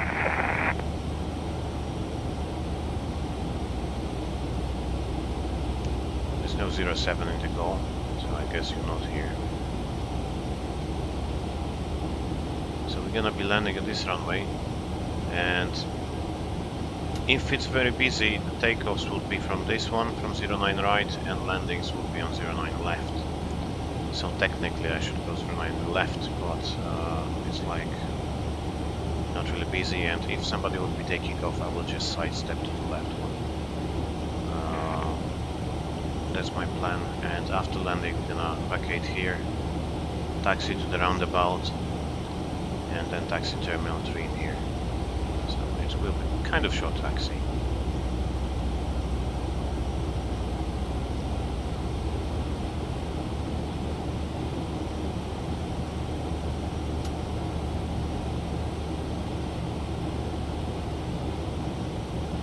Revenge, good evening. I guess for you it's kind of evening already. I'm good, thank you. How are you? Maybe circle. Circle to which runway you want to circle?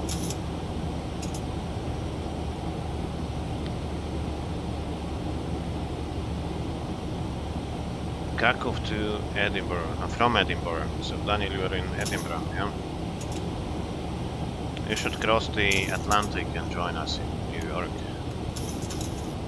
FMC speed. So flight level 100, fuel is balanced.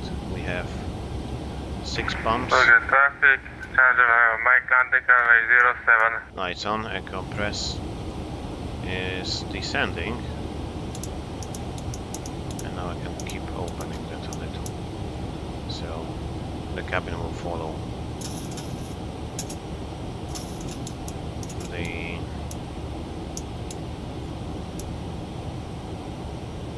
airplane. Lights are on and air compress, banking at 25, recall check, cam crew 10 minutes to landing, please 10 minutes.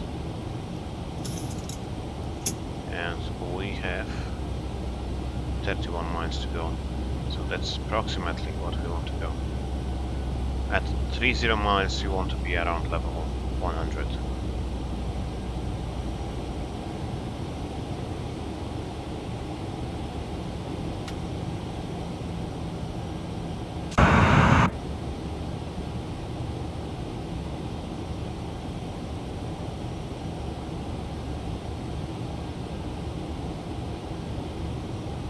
Yeah, we're getting quite many bots lately.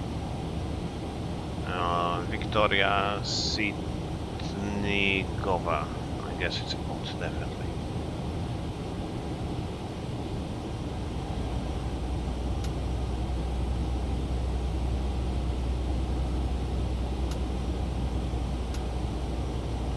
That's an effort job, as you say. He should do that, but he's not present for like last couple hundred hours.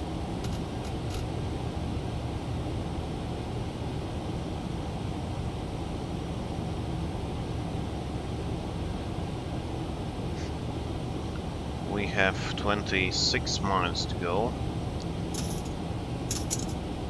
I think we're quite high, but we might manage. We'll see. Still some place to go.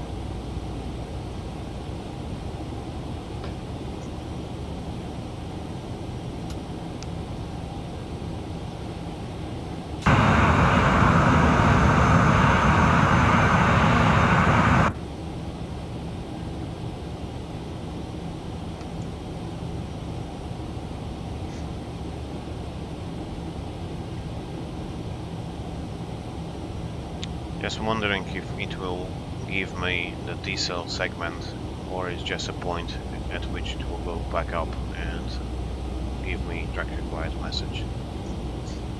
Okay, it just moved here. Doesn't really help much. 20 miles. Yeah, we are too high, man. We are too high. 230. Perhaps one.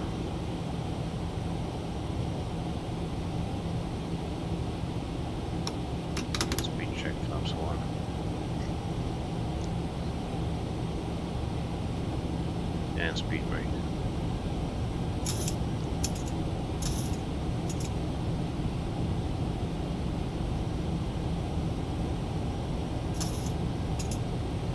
Never trust your VNAV too much. Flaps 5. Speed check, flaps 5. On base they would expect us to be at speed 200, not really higher than that.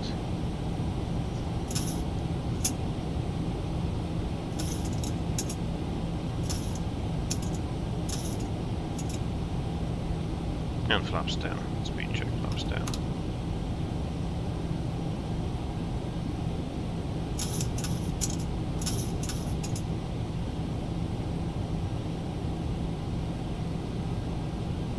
So this one is showing me the time too high, and I can see that, no, I don't have the glide slope yet.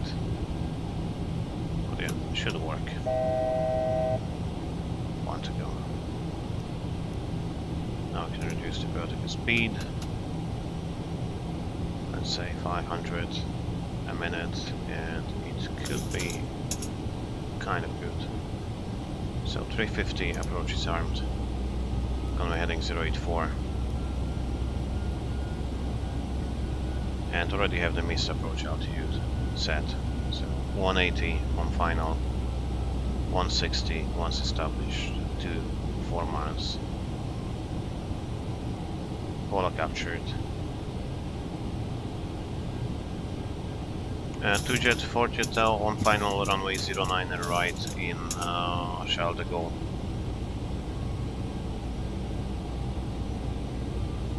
I should have the continuous descent, but yeah, I did this. So let's go E down, flaps 15, speed 160, and start switch is continuous. Speed brake is sound. 3 greens. Lights are on, we clear to land. Glide slope is alive. And flights of capture, so landing checklist will be engine start switch continuous, speed brake armed, landing gear down and holding at the flaps. So, wide slope captured, miss approach 4,000 feet, and let's disconnect the auto throttle, disconnect the autopilot. Yeah, the sounds are a bit more realistic, as I said.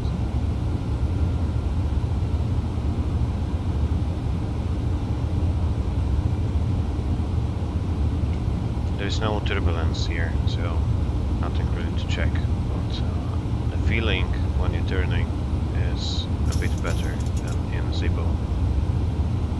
It feels a bit more like, you know, heavy.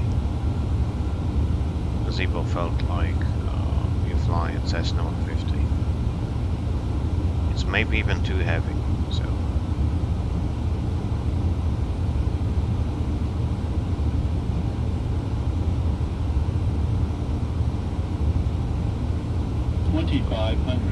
Terrain altered.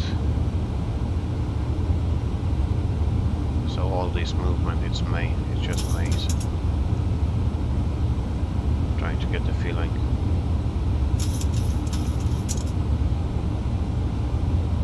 Not really sure if we are interested in those. Somebody is asking on the Vatsim. Yeah, I want to see it. Like this, yeah. I'm not seeing the PFD. At 6 miles we can go, yeah, still 160, so we wait to 4 miles.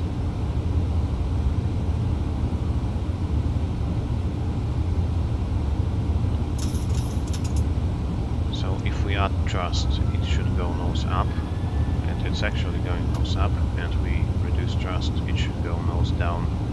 So I'm not touching the yoke or anything. And let's add thrust back. Yeah, it's actually going up, so kind of nice feeling. Zibo didn't really have that much, so at 4 miles, flaps 30, set speed 151, and landing checklist, start switches we did, speed brake we did, landing gear down to green, and flaps 30, green light, landing checklist completed, clear to land.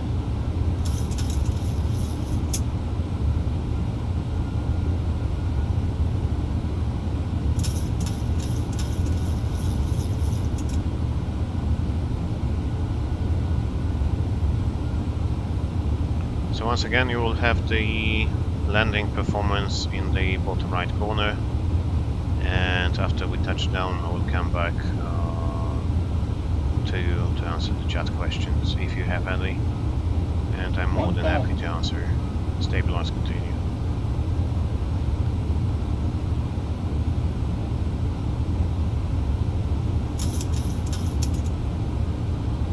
Slightly too high, but I'll correct that one.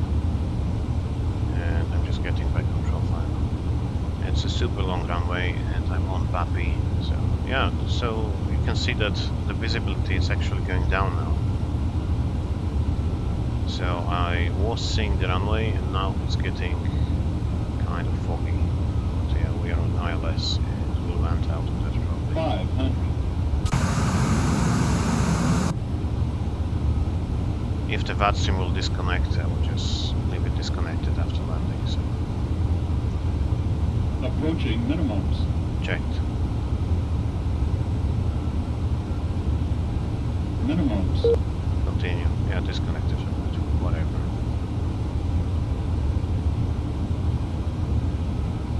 $100. 50, 40, 30, 20, 10. Kind of hard landing, but it's still okay within limits. Speed brakes up, reversers.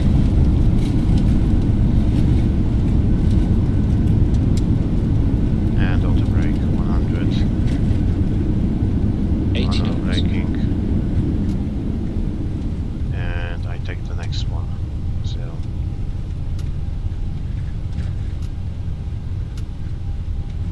I'm offline anyway, so I can connect back to the network now. What's that place? It's Yankee 5. Yeah, let's take Yankee 5.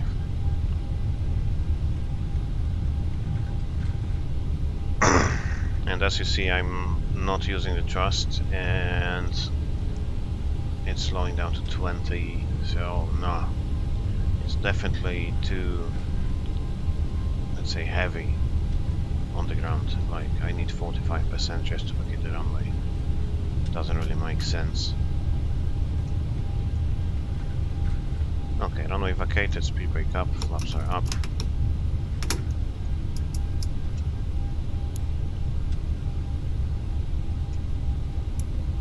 Auto brake back to off. Yeah, frame rate is less than 20, so we'll just let it disconnect. It doesn't really matter. I'll have to work on that later on. So we are vacated just after we pass this point. So we are almost like 100 meters from the runway, and we're not vacated yet.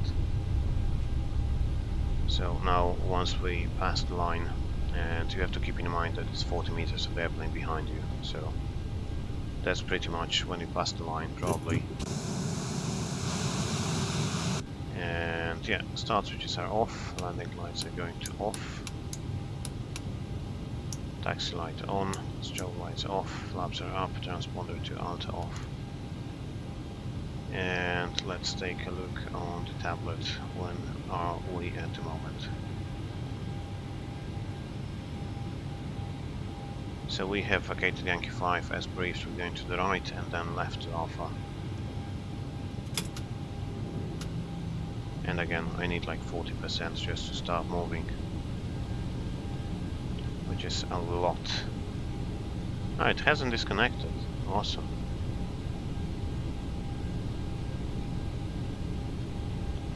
Yeah, just want to go there. That's Quebec. I need 50% just to move, let's say.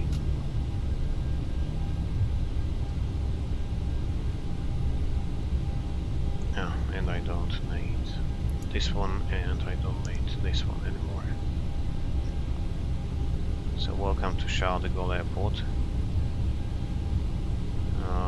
That's the Romeo apron, but I can taxi through the Romeo apron as well. I could take the right or left taxiway, but there's nobody on Romeo apron.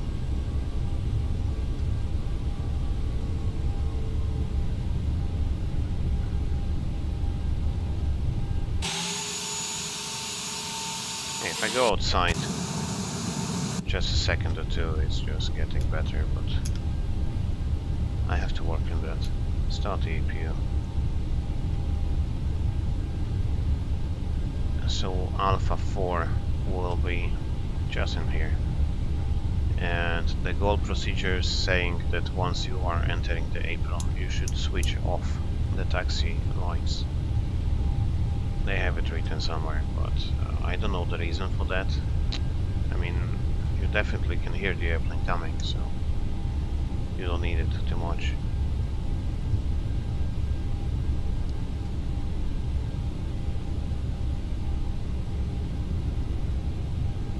And there we go, apron Alpha 4.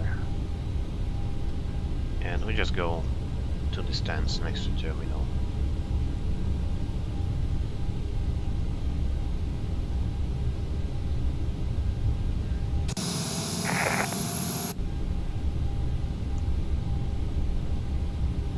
Level the traffic, November 737 Lima Echo.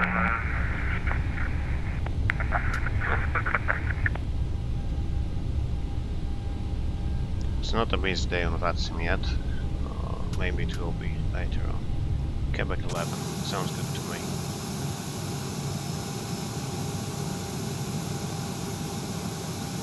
Level the traffic, November 737 Lima Echo starting exit. It's a bit close to the terminal, but yeah, it's fine. Will fit.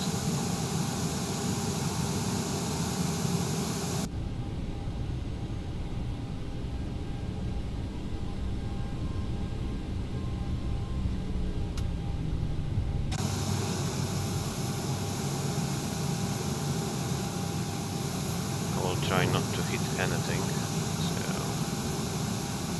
approaching the stand, probably want to go on the second line. It's not marked in here, but we are on stand. Parking brake set. APU going on loss. And now we can shut down the engines. 1 and 2. Seatbelt no smoking off. The airplane is fully depressurized, so fuel pumps off. And we go off, off, fuel pumps off. Okay, hydraulic pumps off. Colombo, Sri Lanka exam. Nice. Off, off. That's a faraway place. Trimmer off, packs, isolation valve, beacon light is going to off. And transponder going to off. Thank you very much. And we can do the shutdown checklist, which is just in here. Yeah. Not airport. Charts. Shutdown check, fuel pumps off, probe heat off, hydraulic plant set, flaps are up. Parking brake set, engine start levers off, weather radar is off. Shutdown check is completed. Next is secure checklist, so we can do it like this. Open up the doors, GPU connect, set chocks, doors open, extend esters, and yips. Welcome to Charles De Gaulle Airport. Thank you for flying with us, and I hope that you enjoyed the flight. Approach rating great, landing rating average. Thank you very much. Thank you very much, I appreciate that. Average is still better than shit, so yeah.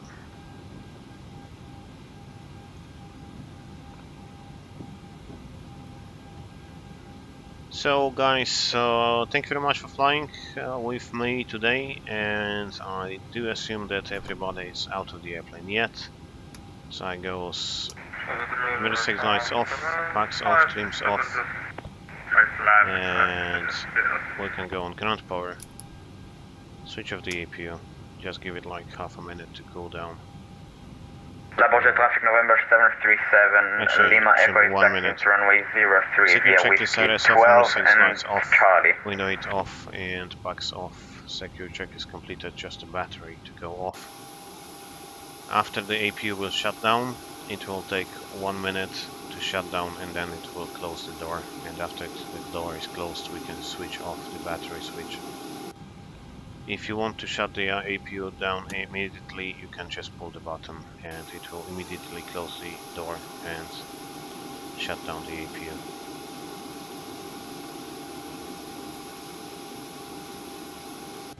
I mean, you shouldn't do that actually, but if you do that, if you need to switch it off quickly, you can do that. And the battery is going to off.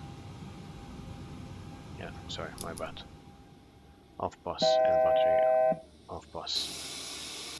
So once again, thank you for watching. Welcome to Charles de Gaulle Airport, and if you like the channel, please subscribe and leave me a like below the video, and I do see you next time, hopefully, in the very near future. Thank you guys, and fly safe.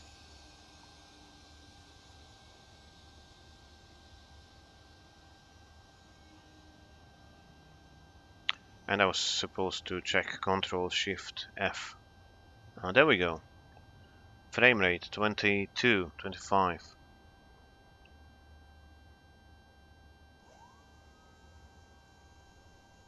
Okay, it's not too bad, but there we go.